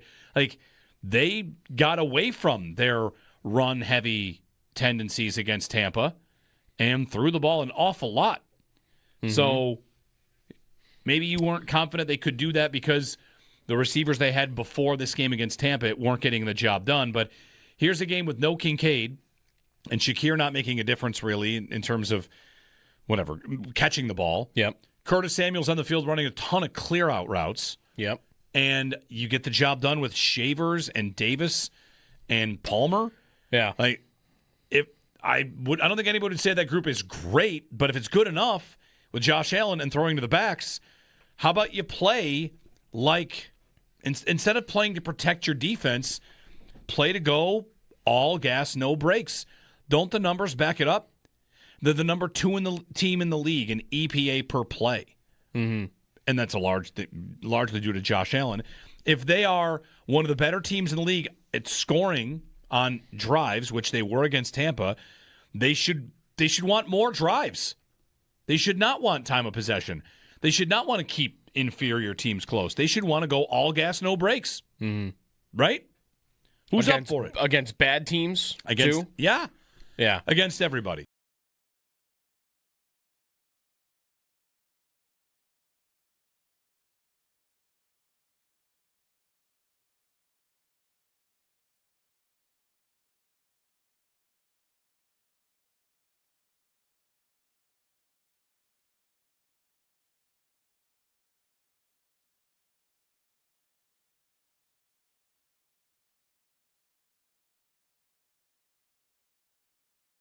Yesterday's the day to celebrate the offense.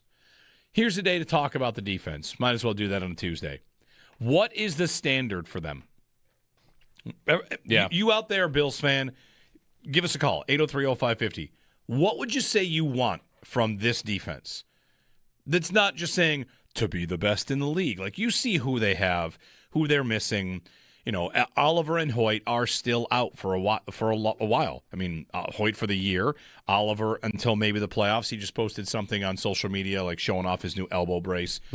But I don't think you can give me a flat number. I don't know what you would say. But what is the standard for the defense this year? Because this Tampa game to me is a great example of, well, them playing fine and giving up a lot of points. Yeah. I would say they played fine on defense. They forced 4 punts and got a 4th down stop and got an interception. Like, that's 6 stops. Yeah. 6 stops is good. You know who leads the league in punts forced per game? It's Denver. Do you know what the number is? 6. 6 punts per game leads the league. Yeah. The Bills force 4 punts per game, which is tied for 8th. Yeah. If I said to you for the rest of the season, they'll be a top 10 forcing punts defense, wouldn't you say, oh my God, yes. Yeah. Take it. So I think it's an interesting conversation. I think trying to evaluate defense is, I don't know about tougher than ever, but I think it's not as simple as how many points did they give up. No, I don't think so either.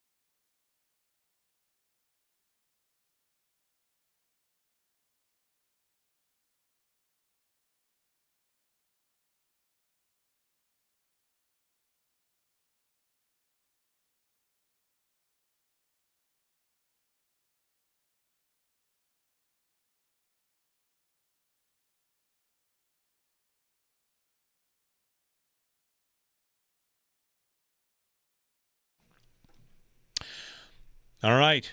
Happy Tuesday. Jeremy and Joe. It is Tuesday. Bills play on Thursday. George W. Bush was on the Manning cast last night. Oh, was he? Yeah. I've not watched any Manning cast this year, really.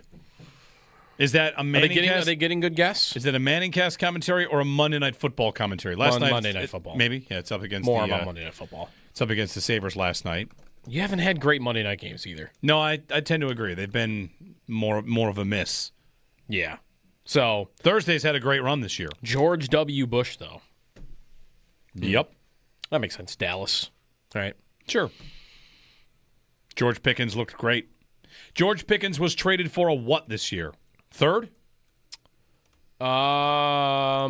Second? No, Metcalf was a second, so it must have been a third. Yeah, it was a third and a swap of late-round picks for Pickens. Okay. Pittsburgh could really use him right now. Why did they do that?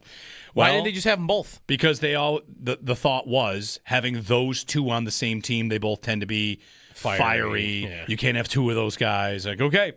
But Pickens has been great for Dallas. Dallas yesterday, they benched them in the first drive. Both Lamb and Pickens got benched for the first drive. Right. But then they came back out after. Yes, and caught touchdowns. Were they late for meetings? What happened? I don't know. Did they fight each other? Maybe. It's possible. Pickens likes to fight everybody. He'd be a lot of fun. His story if he was on your favorite team, like he'd be a headache, but it would be a lot. It'd be of a roller fun. coaster. His story coming out of the draft was he had an injury concern, and people weren't sold on whether or not he was going to be healthy, right? And how he could recover from the knee, and also, I mean, I guess attitude and all that might have been a factor too. But right. He is a great wide receiver. He is great at what he does. Like, he doesn't do everything, but man, what he does, and he draws a ton of interference penalties too. Like, he is a nightmare for defenses. Yep. All right, 803-0550. A quest to find the most forgettable Bills-Texans game ever played. And your phone calls when we return here on WGR.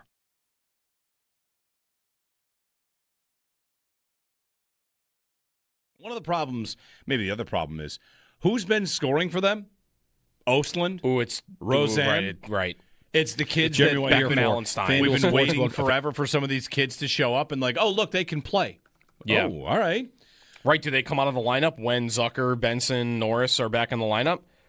They might not, but who do you take out? That's going to be a tough question, I think. Yes. Because if the kids are scoring and you're not so sure on where the goals are coming from on a consistent basis. Well, you've waited forever for these kids to be on the team and score. Right. So it's been 4 years. So what, now they're coming out?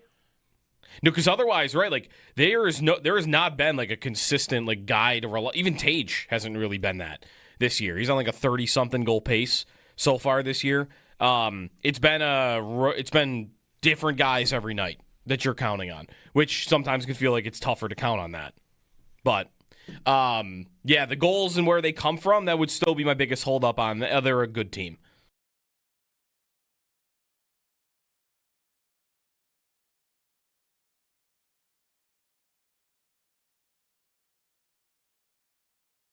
I woke up this morning and went to the website lindys5.com. For those of you that maybe don't remember. I haven't been there in a minute. Yeah. Lindys5.com, set up by a listener, and the idea was Lindy said, get 6 of every 10 points, and then, at the end of the season, you'll be in a playoff race. Yeah. Maybe in a playoff spot, depending on what the playoff spot is.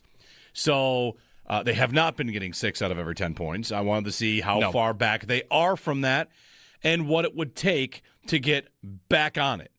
Because... we do this every year where they win a game or two, and it's, all right, what does this mean? And I will hand up admit it's going to take you are going to have to move a mountain for me to believe in this team. Mm-hmm. It's going to take a lot. And at least I can lay out what it is. They just have to win the next 5 in a row. That would get them back on lindys5.com, 6 out of every 10 points. They have 4 out of 10 in this one, with only 1 game left. So if they beat Calgary, they get 6 out of these 10. And that means that this set of 4 games was mission accomplished. Mm-hmm.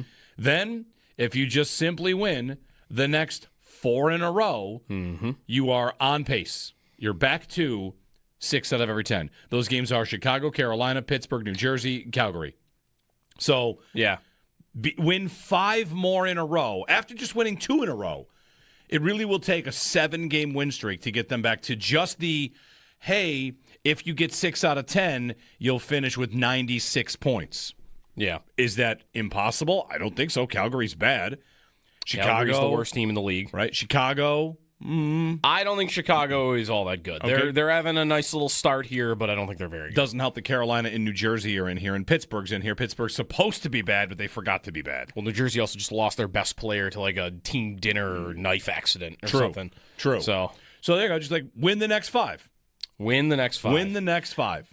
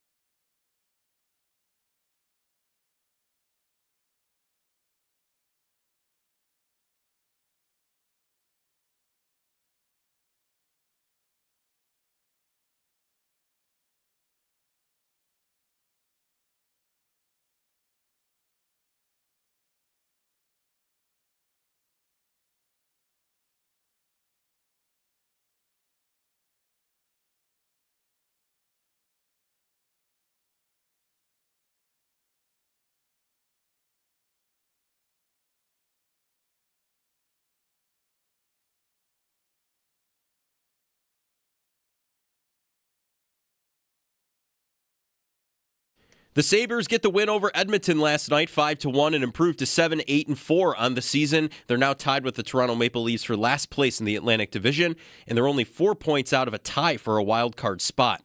Up next, they're at home again, taking on the Calgary Flames with puck drop set for 7:30 tomorrow night. The Bills gearing up for the Texans on a short week. Got a lengthy injury report yesterday, which saw many players as limited participants in practice, but Mecole Hardman with a calf injury, Dalton Kincaid with a hamstring injury, Federian Mathis with a shoulder injury, Curtis Samuel dealing with an elbow and neck injury, along with Khalil Shakir for personal reasons, all did not participate yesterday in practice. And for Houston, Nico Collins with an ankle injury was listed as limited on Monday's estimated practice report. And ESPN's Adam Schefter reports there was, quote, a real possibility C.J. Stroud will miss Thursday night against the Bills. That's your Barnes Firm Injury Report, brought to you by the Barnes Firm. Injured? For help, call 1-800-8-million. Around the NFL, the Cowboys demolished the Raiders 33-16 last night. Dak Prescott tallied 4 touchdowns, 268 yards on the night. George Pickens also had a game, tallying 9 receptions for 144 yards with the touchdown. In other news around the league, Bengals wide receiver Jamar Chase has been suspended for 1 game for spitting on Steelers defensive back Jalen Ramsey. Zach Taylor said Trey Hendrickson with a hip injury is doubtful against the Patriots, and Browns quarterback Shedeur Sanders is expected to start against the Raiders this week. And in college football, Virginia Tech has found their new head coach as they hired James Franklin, formerly of Penn State, yesterday. Sports Talk on WGR is presented by Paramount Plus. You can't count on much, but you can always count on Sundays with the NFL on CBS and Paramount Plus. Watch your local NFL game live every Sunday, all season long. Visit ParamountPlus.com/NFL to get started today. I'm Joe Cali for WGR Sports Radio 550.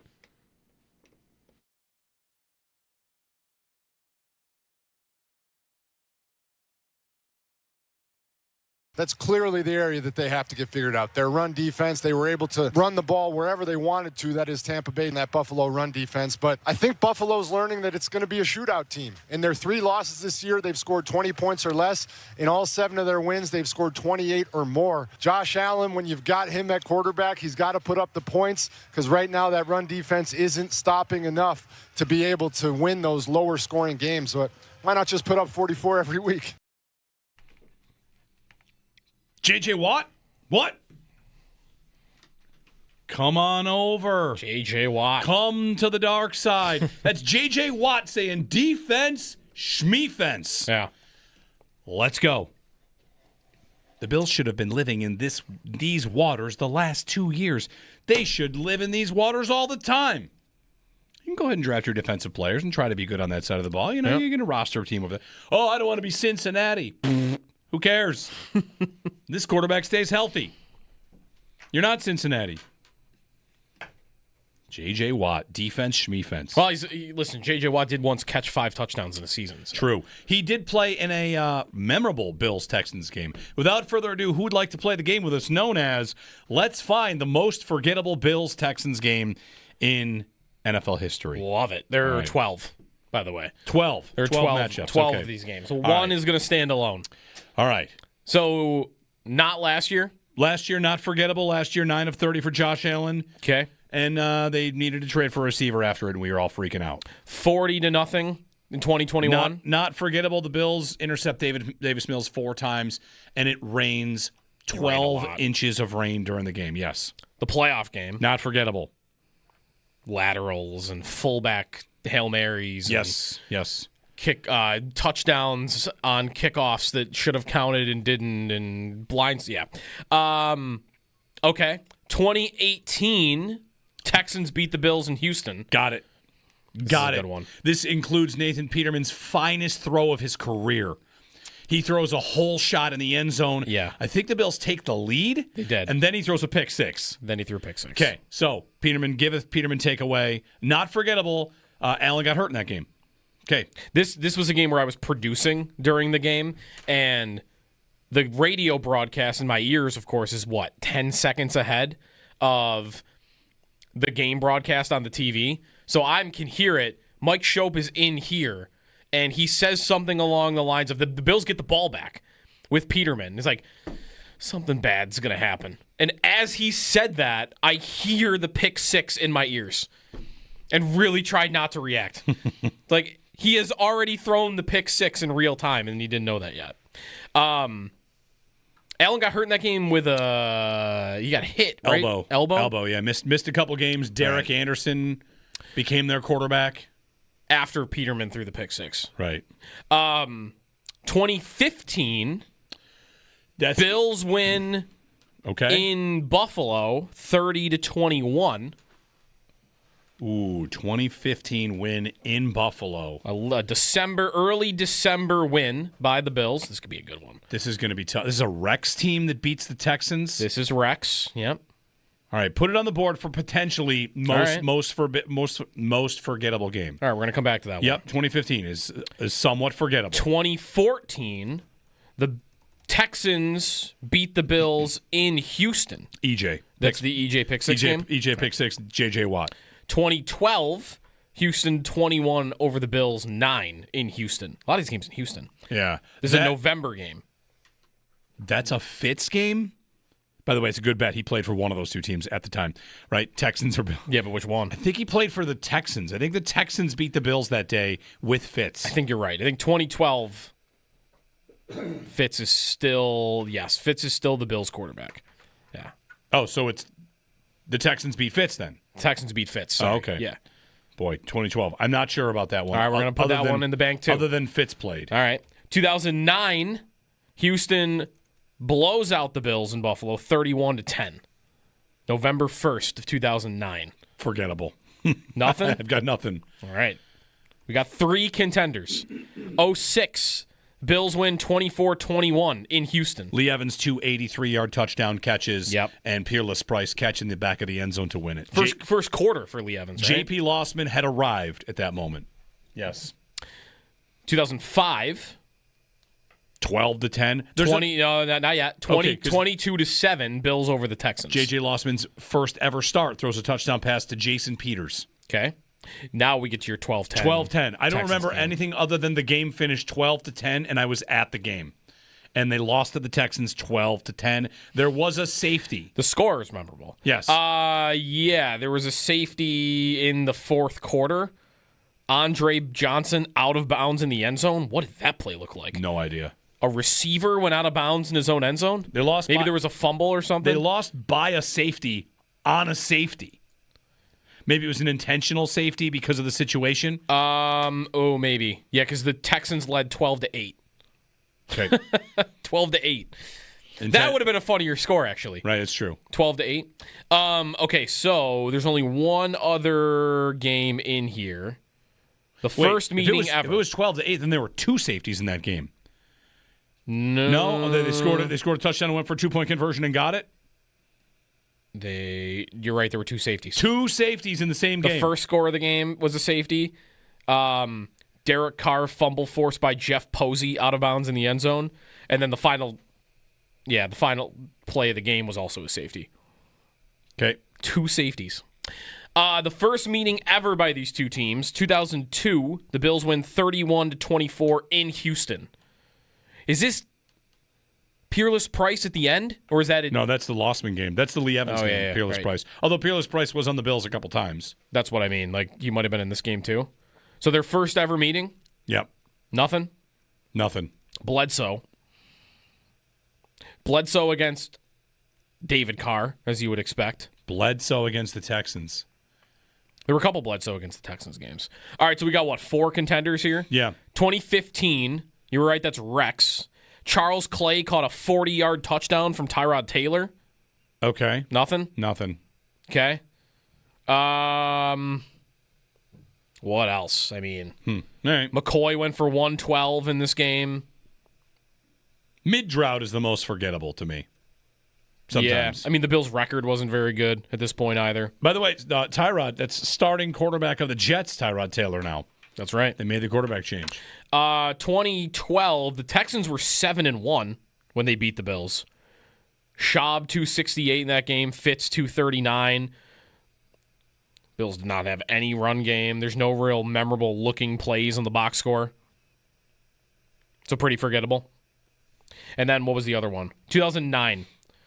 Texans were 5-3. Bills were 3-4. Terrell Owens had a 29-yard touchdown run. Okay, I do remember that. I remember that. On a reverse. Like an end around, yeah. And there was this would be a guy, the blank game. I've never heard of it referred to as this, but a certain Texans running back had 3 touchdowns in the fourth quarter. A Texans running back had 3 touchdowns against the Bills in the fourth quarter. And I'm not going to lie, I don't think you'll get it because I've never heard of this person. No, I want to get this. I really want to get this bad. It'd be a great get. I'm going to look up, did he ever do anything else in the league?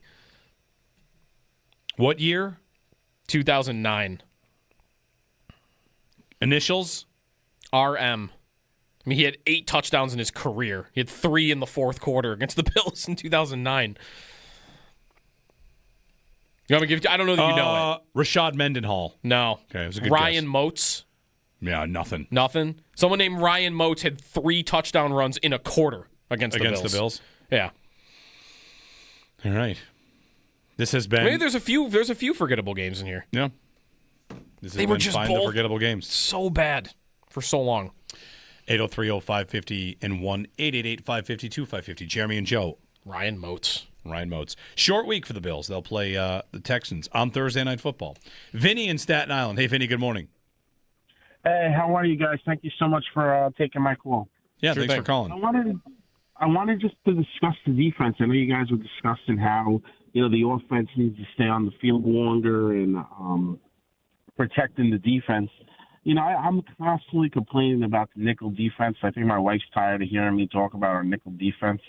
But I just wanted to suggest, I was curious on your thoughts on it, is I personally would like to see us keep Maxwell Hairston in the game more instead of switching out with Tre'Davious White on rotational and play a little bit more man with Christian Benford and possibly, I personally would rather see Shaq Thompson at this point and Dorian Williams in our linebacker spots, because it's just hard to watch Matt Milano and Terrell Bernard get killed in the run game over and over again.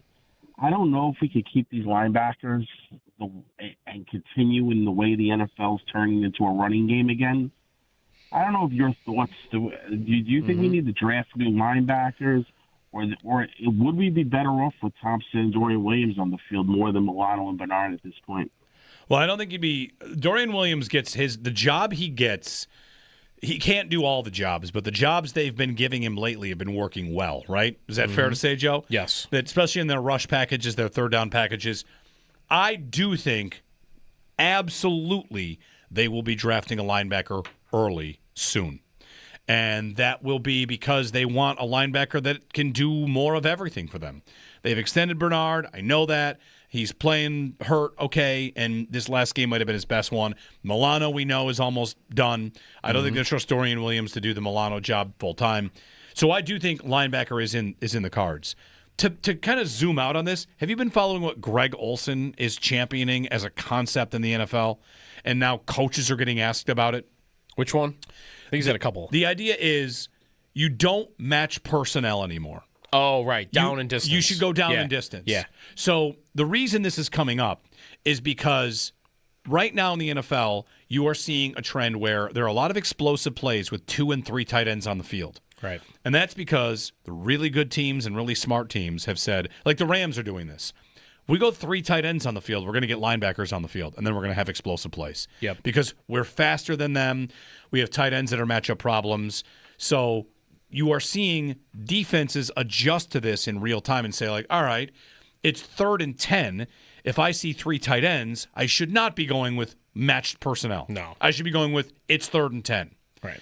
And Greg Olson tweeted about this, and it's like this is, again, the 2nd or 3rd analyst on Fox now because he's been supplanted by Tom Brady and Drew Brees, maybe. He's still above Brees. Okay, good. He's For second, now. He's second. He should be first. He wrote, teams should stop matching personnel in neutral situations, play down and distance. Everything is about generating an advantage to throw the ball. To put it simply, rushing attempts have gone up not because offenses want to run it more, but rather defenses want you to run it more. I mean, like from the rooftops. Defenses, the Bills want you. This caller is asking about their nickel defense. The Bills want you to run. Every defense wants you to run. Right, because a game against Tampa, they had as good a game running the ball as they possibly could have. They averaged less than 6 yards per play. They ran it better on you than you could possibly imagine, and you were still more efficient than them because they had to run it and you didn't have to. Well, so like to that, I think the Bills do that a little bit though. I was noticing this on Sunday against Tampa a couple of times on 3rd down, 3rd and short, 3rd and 2 even, and there were a couple tight ends on the field for Tampa, and we noticed that the Bills only had 3 linemen out there. There was one 3rd and 2 where I believe the Bills on the defensive line had Javon Solomon in the middle, Bosa and Rousseau on the edge, and then Dorian Williams was kind of standing up in like the middle, like to be the spy eventually. But think of what you have out there. 3rd and 2, you've got a linebacker and 3 defensive ends. What is that? You're daring Tampa to run it there. 3rd and 2, take your first down. Take your 3 yards. They were down in the game, right? So what does Tampa do? They're not taking the 3 yards. They're trying to get bigger plays because they're coming from behind. So I wonder how much the Bills are already onto this. That's only one example. I don't know if they're doing it all the time, but I wonder if they're onto it. They are playing, though, more base this season than they ever have. Like, Taron Johnson's at 73% snap percentage. He hasn't been below 85 in, like, more than 5 years. One would wonder how much that's because maybe they wonder if Taron Johnson is still the guy that he was.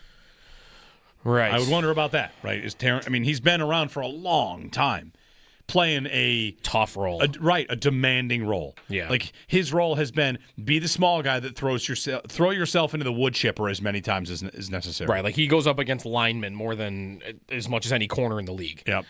So yeah. It's just interesting. And, like, if you look at Ben Baldwin's site doesn't do EPA per pass and per run. He does drop back. So that includes scrambling. And the Bills generate, just loosely to put this, what's the EPA the Bills generate on a drop back versus a run this year? What do you think how do you think it comes out? Well, I know they're positive in the run. They are positive in the run. But they're probably way more positive in the pass. How much more positive? Triple? 10 times. 10 times. 10 times. A drop back produces 10 times the results in EPA. For the Buffalo Bills, who are one of the best run teams in football, a drop back is 10 times more effective. Yep. So anyway, meanwhile, the Colts, this is one of the reasons you don't believe in the Colts. Correct. What's the Colts? They actually get more EPA running than dropping back. See, I don't trust that team. That should not be trusted. Trust them. It should not be trusted in the playoffs.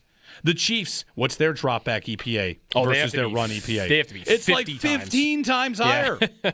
Right. The reality is running gets celebrated, and we love that, and sure, whatever. But how many teams are better without running than passing? The Colts. That's it? I believe that's going to be it. Okay. I can go up and down. I would say if there's another team on that list, like those are teams I'm not going to want to buy. Well, here's the thing, Joe. Don't want to buy them. Again, I laid it out for you earlier. The number of teams that actually get a positive EPA it's so little when running the football. Well, how many teams have a negative in passing? Negative dropback EPA? Yeah.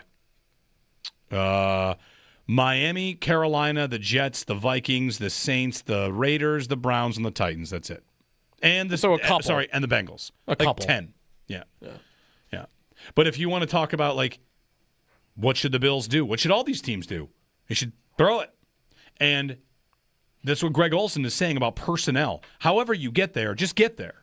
His point is defenses are asking you to run it. That's why. Who do you pick a matchup? Pick a matchup for the Bills in the playoffs, right? You want it to be you're afraid of the Ravens. Okay, the Ravens. That might be a bad example because they've had a lot of the year without Lamar. Philly. Okay. In the Super Bowl. Bills and Eagles. The Eagles EPA per run this year is a minus. They are a minus. Mm-hmm. And their dropback EPA is positive. It's good. It's not great. They're having a tough year. The Seahawks, it's wild. Yeah. Every one of these teams' drop back EPA is the good passing teams is more than 10 times more than a run.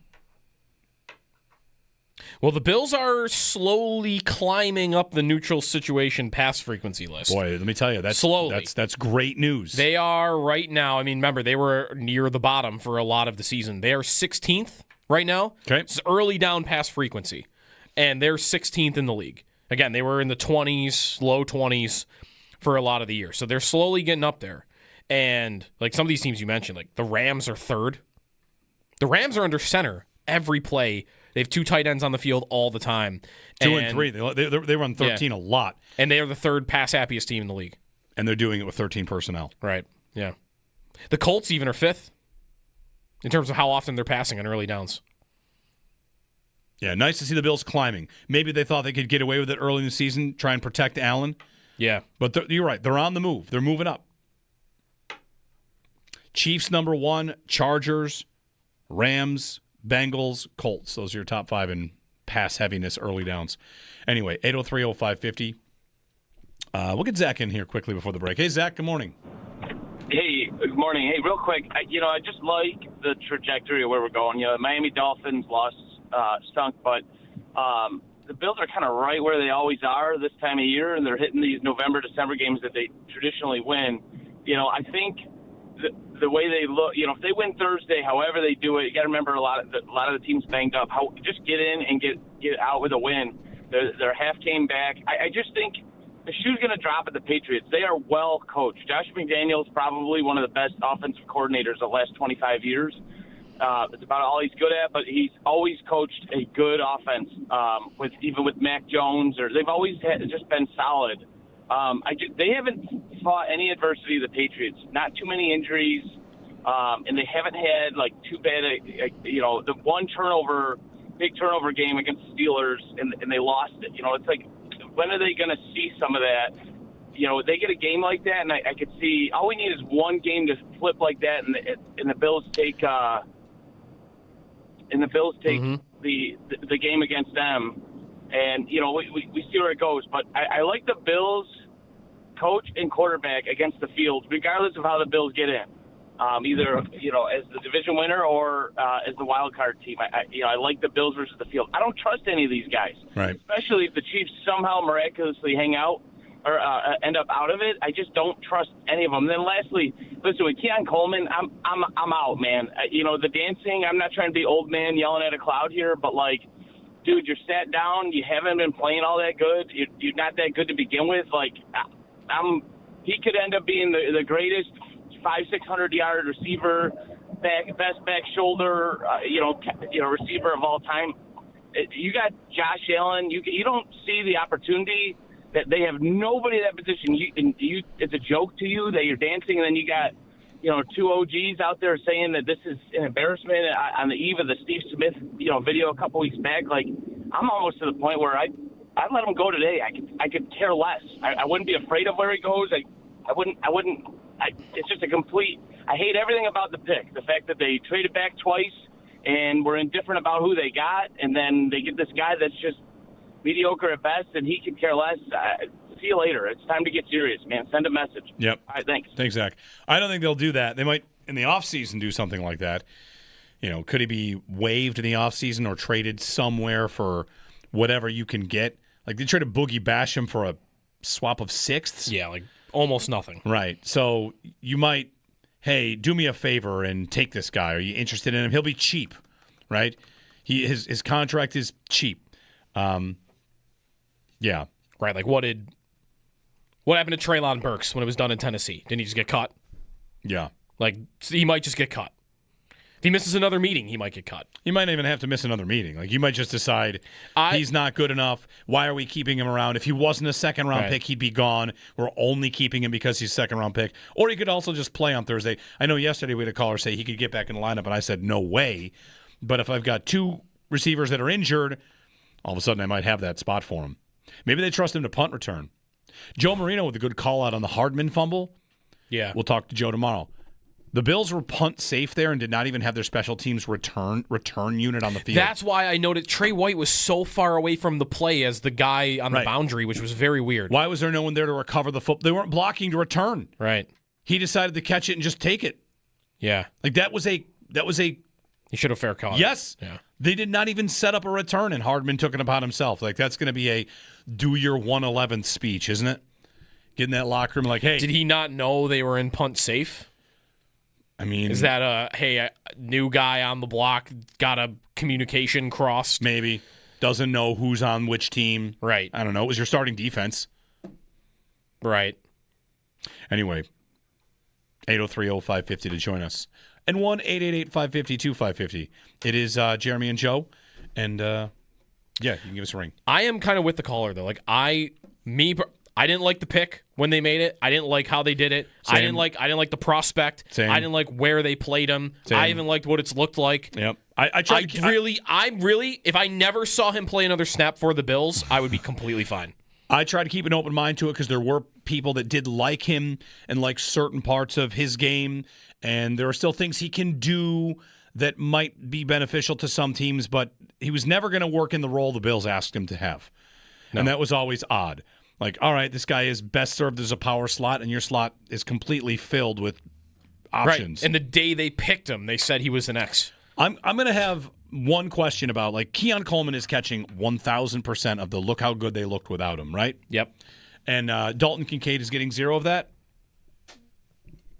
Kincaid is good. We know Kincaid is good. That's why he's getting zeros, because he's performed. If he misses 4 weeks and they look gangbusters for 4 weeks, and he comes back in and the offense looks different because they're feeding Kincaid, I'm just going to have a question. Because if you want to do timelines, if you want to zoom out and do real timelines, when did the offense start playing that ball control was important, shorter passes were important, running the game was important, matchup? It was when they traded up and got Kincaid, right? And they went away from 11 personnel, which Allen, set the league on fire. They had to change, and Kincaid, good player, was kind of put in this spot, and we've been waiting for him to break out ever since. He's having a great season, and he's not on the field all the time.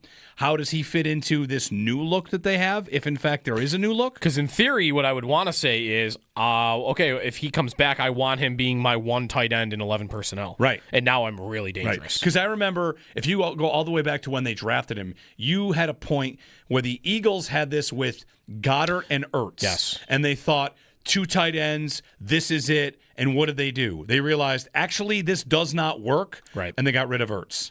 And Goddard immediately was better. Yes. Like 2 of them, 3 of them. Here we are seeing the Rams get their explosives from 13 personnel. So there's a lot of ways to do it, right? Yep. There's a lot of ways to do it. I'm not hot taking you that they're better without Kincaid. But I am going to wonder, are they... But you are saying they're better than... Maybe they're better with Kincaid not playing in the role he's played before. All I'm saying is, when they went to Kincaid, it looked like the offense took a detour, and he went out with an injury, and it's the closest I've ever seen them to be back on track. How does he fit in with that? Like, let's see it. Maybe they can get even better. Dawson Knox was a totally fine, in my opinion, receiving tight end when Allen was lighting it up like that. And Kincaid is a superior tight end at receiving. So we'll see. It's just interesting to me. Like, all right, 4 straight weeks. If it is 4 weeks because the hamstring has him week to week, okay. What's it look like when he gets back? 803-0550 and 1-888-550-2550. Definitely a good player. Got to use him in the right ways and find a way for him to fit into, if this is, in fact, a new look, what that new look is going to look like with him. All right. We'll get a break in. Extendo Sports as well. Take you up to the Northtown Automotive Extra Point Show here on WGR.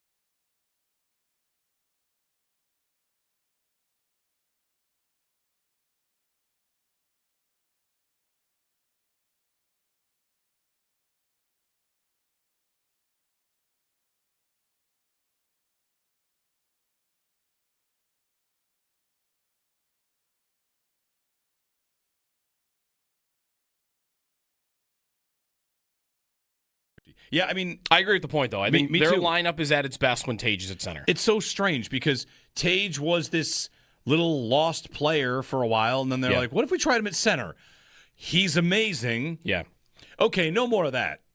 Why? Because of Josh Norris's presence? Because you want to get the 2 of them on the same line? I get it, but maybe instead of that, Norris and Tage as your 2 centers. Tage 1, Norris 2. Right. All right. Let's do that. And Kulik 3, and maybe I've got 3 good centers if I do that. Especially in these games as of late, where he played center yesterday, but he hadn't been before that. When Norris isn't in there and Kulik isn't in there, and I'm down to the Amerks guys coming up, and maybe that's why he's played wing, because they've like the Osland. I don't know. He's your best center, and he's been playing on the wing for a long time now with your top 2 centers out of the lineup, which has always been very strange. And by the way, Daily Faceoff did a Team USA hockey prediction I saw yesterday. Tage was at center. All right. He was their 3rd-line center. Behind Eichel and Matthews, as you would expect. Who? It's Jack Eichel and Auston Matthews. Oh. Austin. There's an O. It's pronounced Austin. There's an O in there. Wouldn't it be funny if the Sabres played Tage all year on the wing and Team USA got him and they were like, this guy plays center. Yeah, he's a center. We're going to put him at center. It would been gold.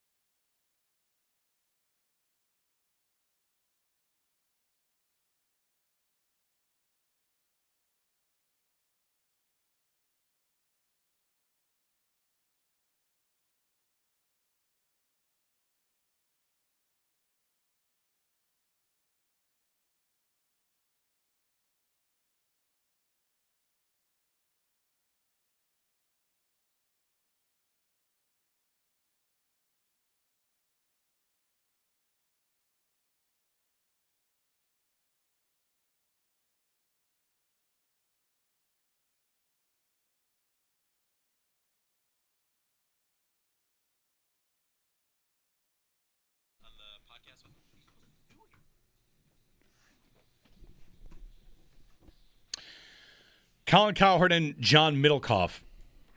I wouldn't exactly consider the strongest point to say if Josh Allen left, the Bills would be the Dolphins or the Jets. I mean, if they didn't have a franchise quarterback, most teams would be. Like, if you don't have a franchise quarterback and you're bad at finding them, then, yeah, you kind of wander the desert. And the Bills did that for some time. I don't think it means – I'm not trying to say, like, without Josh they'd be fine. But, you know, lots of teams don't have Josh and have other quarterbacks, and they can be successful too. And we're just giving them what? No quarterback? Right. What if they had Baker? Sure. What if they had just drafted – the Browns didn't like Baker, right, and they drafted Allen, and then the draft board fell differently, and the Bills liked Baker, and they said, all right, we'll take him. What does it look like? Maybe they're not as good. They're probably not as good as they are. They're not as good as they are, but they're probably good. Yeah, I don't want to. Right? I don't want to make this seem like they'd be fine without Josh, because we all know he's the franchise, but the assumption they would just be the Jets. And yeah, no. What if they didn't draft Josh and they were bad a couple of years? Do they get up to take Drake May? Like, we're going too far here on like the butterfly effect of a simple comment from a guy who I don't know. Sure. Right. But whatever. Like, it's fine. But I think if it had been like Darnold or Mayfield, they would have won divisions. Maybe they wouldn't have won every division, but they would have won divisions. Darnold? Yeah. Sam Darnold's about to be the most... I think Darnold would have been good here. He's about to be the most interesting quarterback in the history of the league. Because he's going to put up these... strong statement. He's going to put up these monster seasons, and he just did it in Minnesota. Yes. And what did Minnesota do? You know what? It's not good enough. Let's go move on. And what they move on to? A disaster. But in Seattle, he's going to have a great season. And what are they going to do? Lose their first playoff game because he throws 3 picks and he melts in the moment and sees ghosts? And they're going to say, what? Right. Well, maybe it's not good enough. And then they'll wander into the desert and somebody else will pick him up. And you know what? Darnold will be a perfect drought-era quarterback where the Bills are like, how about this guy? He can play. Oh, but after the fact. Like after he's played for a couple teams? Yes. Right. Yeah, he's gaining that reputation, isn't he? What are you supposed to do with him? Minnesota only moved off him because they just spent a first-round pick. Right. But if they hadn't drafted McCarthy, Darnold would still be their quarterback. But why did they spend a first-round pick? Because Darnold was a backup before. They didn't think, like, this guy's not our future guy. Right. Maybe had they seen the season he put together, they would think that. But even if they did, how did he finish last season? You also have in this spot Darnold against the Rams. Because it's the last 3 times he's looked really bad, it's just the Rams. Yep. Yeah, that was the playoff game last year. Or 2 of the last 3, I think, maybe. The playoff game, I guess the playoff game, he wasn't that bad. They didn't score, I guess they scored 9 points. But he went for 245, a touchdown and a pick. Yeah. Yeah, but 4 picks. Like, otherwise, doesn't it look good every week for him? He had that half 2 weeks ago where he was, like, perfect. 19 of 19 in the first half. So I don't know that we've seen him. If he's gaining the reputation of, he can't do it in the big moment, he hasn't been in that many big moments. Right, but when he is there, he doesn't do it. Right. But, like, it's been twice, 3 times at most. Like, I'd want to see him in the big moment more before just assuming he's one of those guys. Yeah. It's not Lamar, who's played, like, 8 playoff games and has, like, as many interceptions as touchdowns. It's 1 playoff game and 1 big regular season game. 2 big regular season games, maybe, in his entire career. So I need Lions, Vikings 2025. That game that was for the 1 seed. Oh, at the end of it? Yeah. That's the one that's 31-9. It's a game for the 1 seed. He goes 18 of 41 for 166. That's a bad game. Yeah. Didn't turn it over. 18 of 41. Yeah. That lost big time. So that's a big moment. Was the week before a big game? Well, the week before they played the Packers and he goes for 377 and 3 touchdowns. Okay, and then he got into a game for the 1 seed. I know. And went 18 for 41. Uh-huh. That's tough. But is it every big game or is it just that 1 big game? Well, or the 2 big games? If you do that with anybody you're saying big games, you'll find some other ones that are also large. Sure. So, anyway, good stuff about Sam Darnold. He's out of the MVP talk a little bit. Yes, he was climbing. And Allen gets back in. A 6 touchdown game gets you that. Allen is in it. I still think that it should be Stafford. I don't have any. Yeah. I'm telling you, I don't think May has a chance. I know he continues to get the love for it. I don't think he's got the numbers for it. I know he's a rookie. Sorry, he's a second-year player. He might as well be a rookie. His numbers are good. He's got. He does lead the league in both completion percentage and passing yards. Completion percentage means nothing to me. Passing yards. He leads the NFL in passing yards. All right. It's funny. His passing yards. Have you looked at what he's done all year, May? It's always the same game. Like he never gets to there's no 400-yard. No. Here are the numbers. What's his high on the year? 281, 270, 259, 282, 222, 261, 273, 203, 268, 230, 287. Touchdowns 1, 2, 2, 3, 2, 3, 0, 2, 2, 2, 1. Did you have a 300 in there somewhere? No 300. He hasn't thrown for 300. He has not. No. And he leads the NFL in passing yards. Right. That's wild. Right. That is a very tough thing to do. Not throw for 300 yards in a game and you lead the league in passing yards because he doesn't have any low numbers either. No low numbers, and also they have not had their bye. Would that help? That would help. Yes. Right. Yards per game, maybe he's not number one. But either way, I think it's tough for him because I think it really is. It's Stafford's to lose right now. On yards per game, the Patriots are 7th. 7th? Okay. Stafford, it's the MVP. It's not. Part of it is what do the voters want? Career Achievement Award in part. Yep. For the guy that's leading the NFL in touchdown passes. A sign of respect here. Sure. Everyone's favorite, every quarterback's favorite quarterback, right? Everyone loves Stafford. Get in the Hall of Fame. Let's get him there. He's I don't think it's a gift award. He deserves it. But right. 27 touchdowns, 2 picks. Come on. Yeah. He is putting the numbers. I'd be Stafford all the way. All the way. And they just beat the Seahawks. What does the rest of their schedule look like? Does he have a lot of tough games coming up that could really throw it? Not really, right? They play the Bucs this week. Panthers, Cardinals, Lions, Seahawks, Falcons. Nah, he should win it. I think he will. Well, good for him. He's got to stay healthy, but right. Good for him.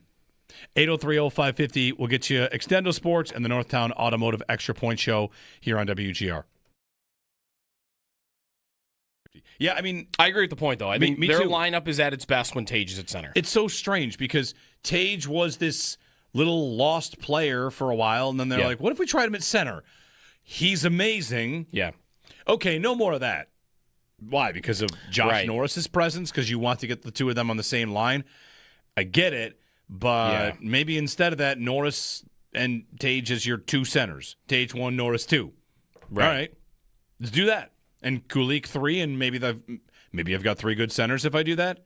Especially in these games as of late, where he played center yesterday, but he hadn't been before that.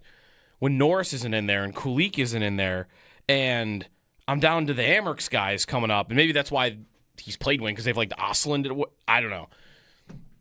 He's your best center, and he's been playing on the wing for a long time now with your top 2 centers out of the lineup, which has always been very strange. And by the way, Daily Faceoff did a Team USA hockey prediction I saw yesterday. Tage was at center. All right. He was their third-line center. Behind Eichel and Matthews, as you would expect. Who? It's Jack Eichel and Auston Matthews. Oh. Austin. It's pronounced Austin. There's an O in there.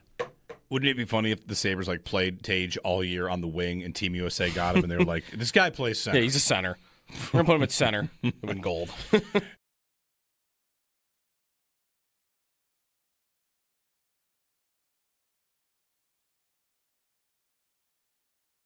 I woke up this morning and went to the website lindys5.com. For those of you that maybe don't remember. I haven't been there in a minute. Yeah.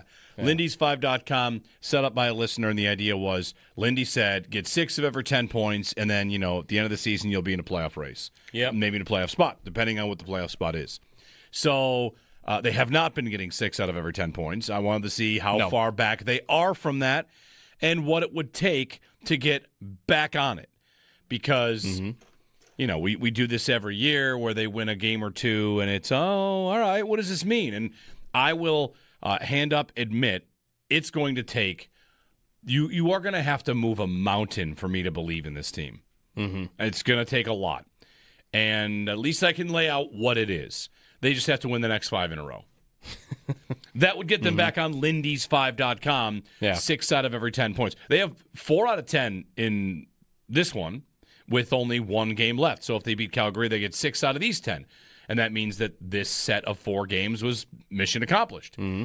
Then, if you just simply win the next 4 in a row, you are on pace. You're back to 6 out of every 10. Those games are Chicago, Carolina, Pittsburgh, New Jersey, Calgary.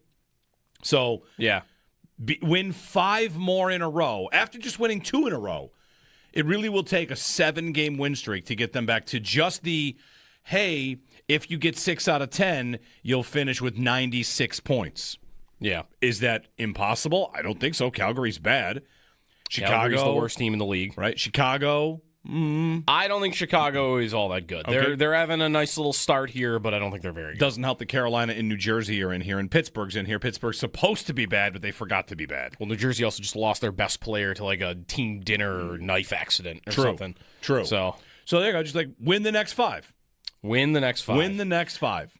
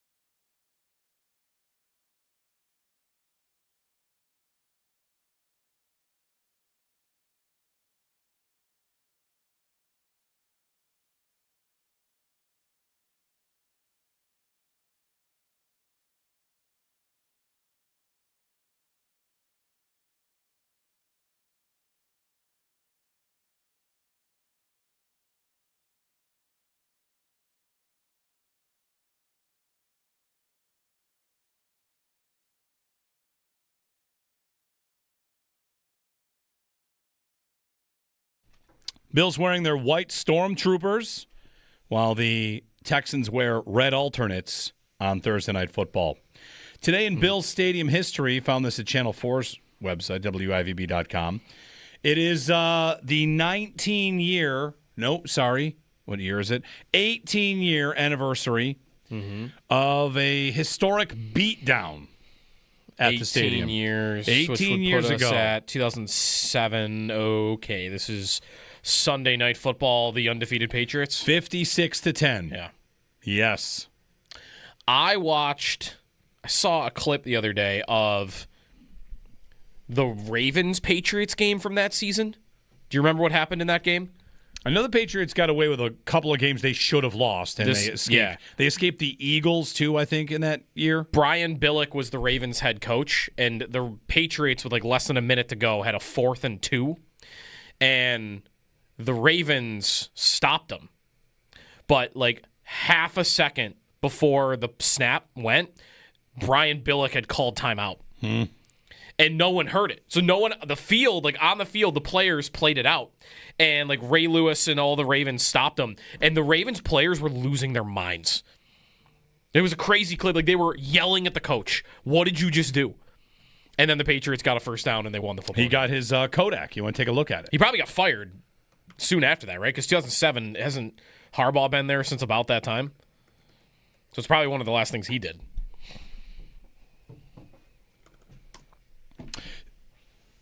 Just reading some more from John Ledyard. Twitter's back up for anyone that was down. Twitter's back. Twitter's back up. He's pointing out about the Bucs and their EPA against the pass.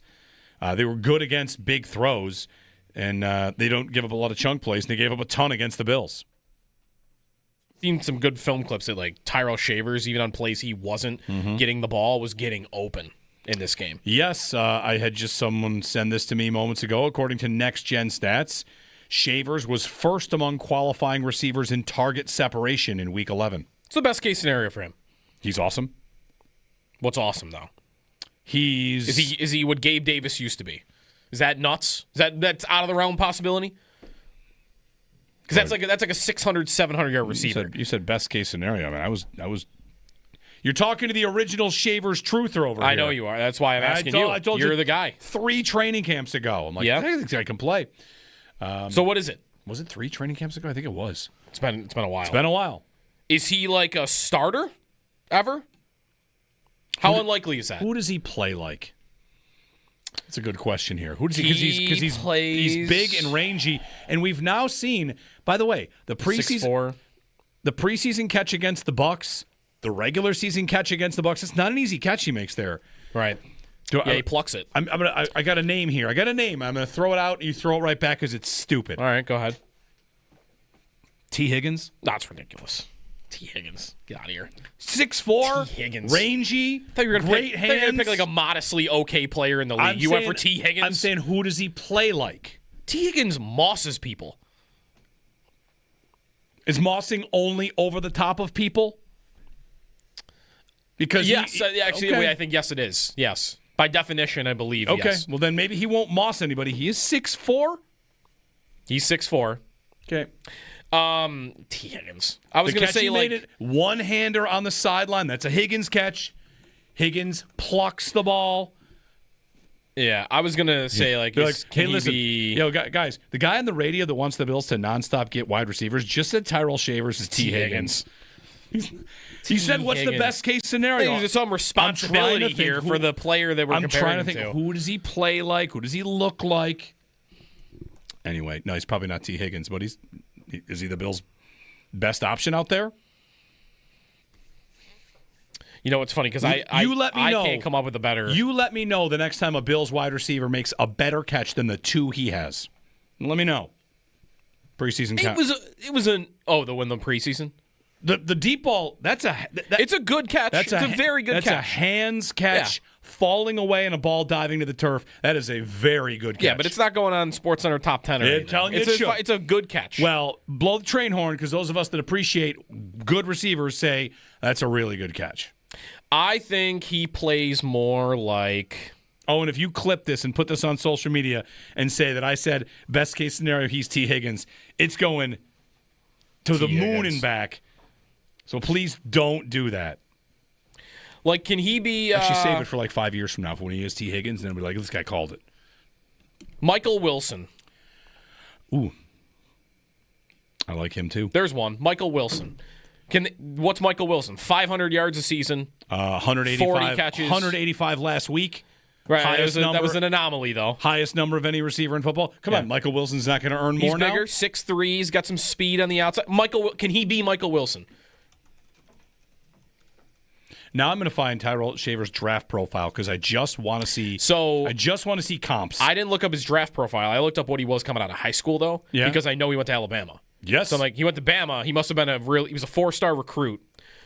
His high school profile says, by the way, he's listed at 6'6". So they might have been lying a little bit on that one. 4-star recruit, went to Alabama. He didn't do a lot in college, though, right? No. So I don't think he had much of a draft profile. Okay.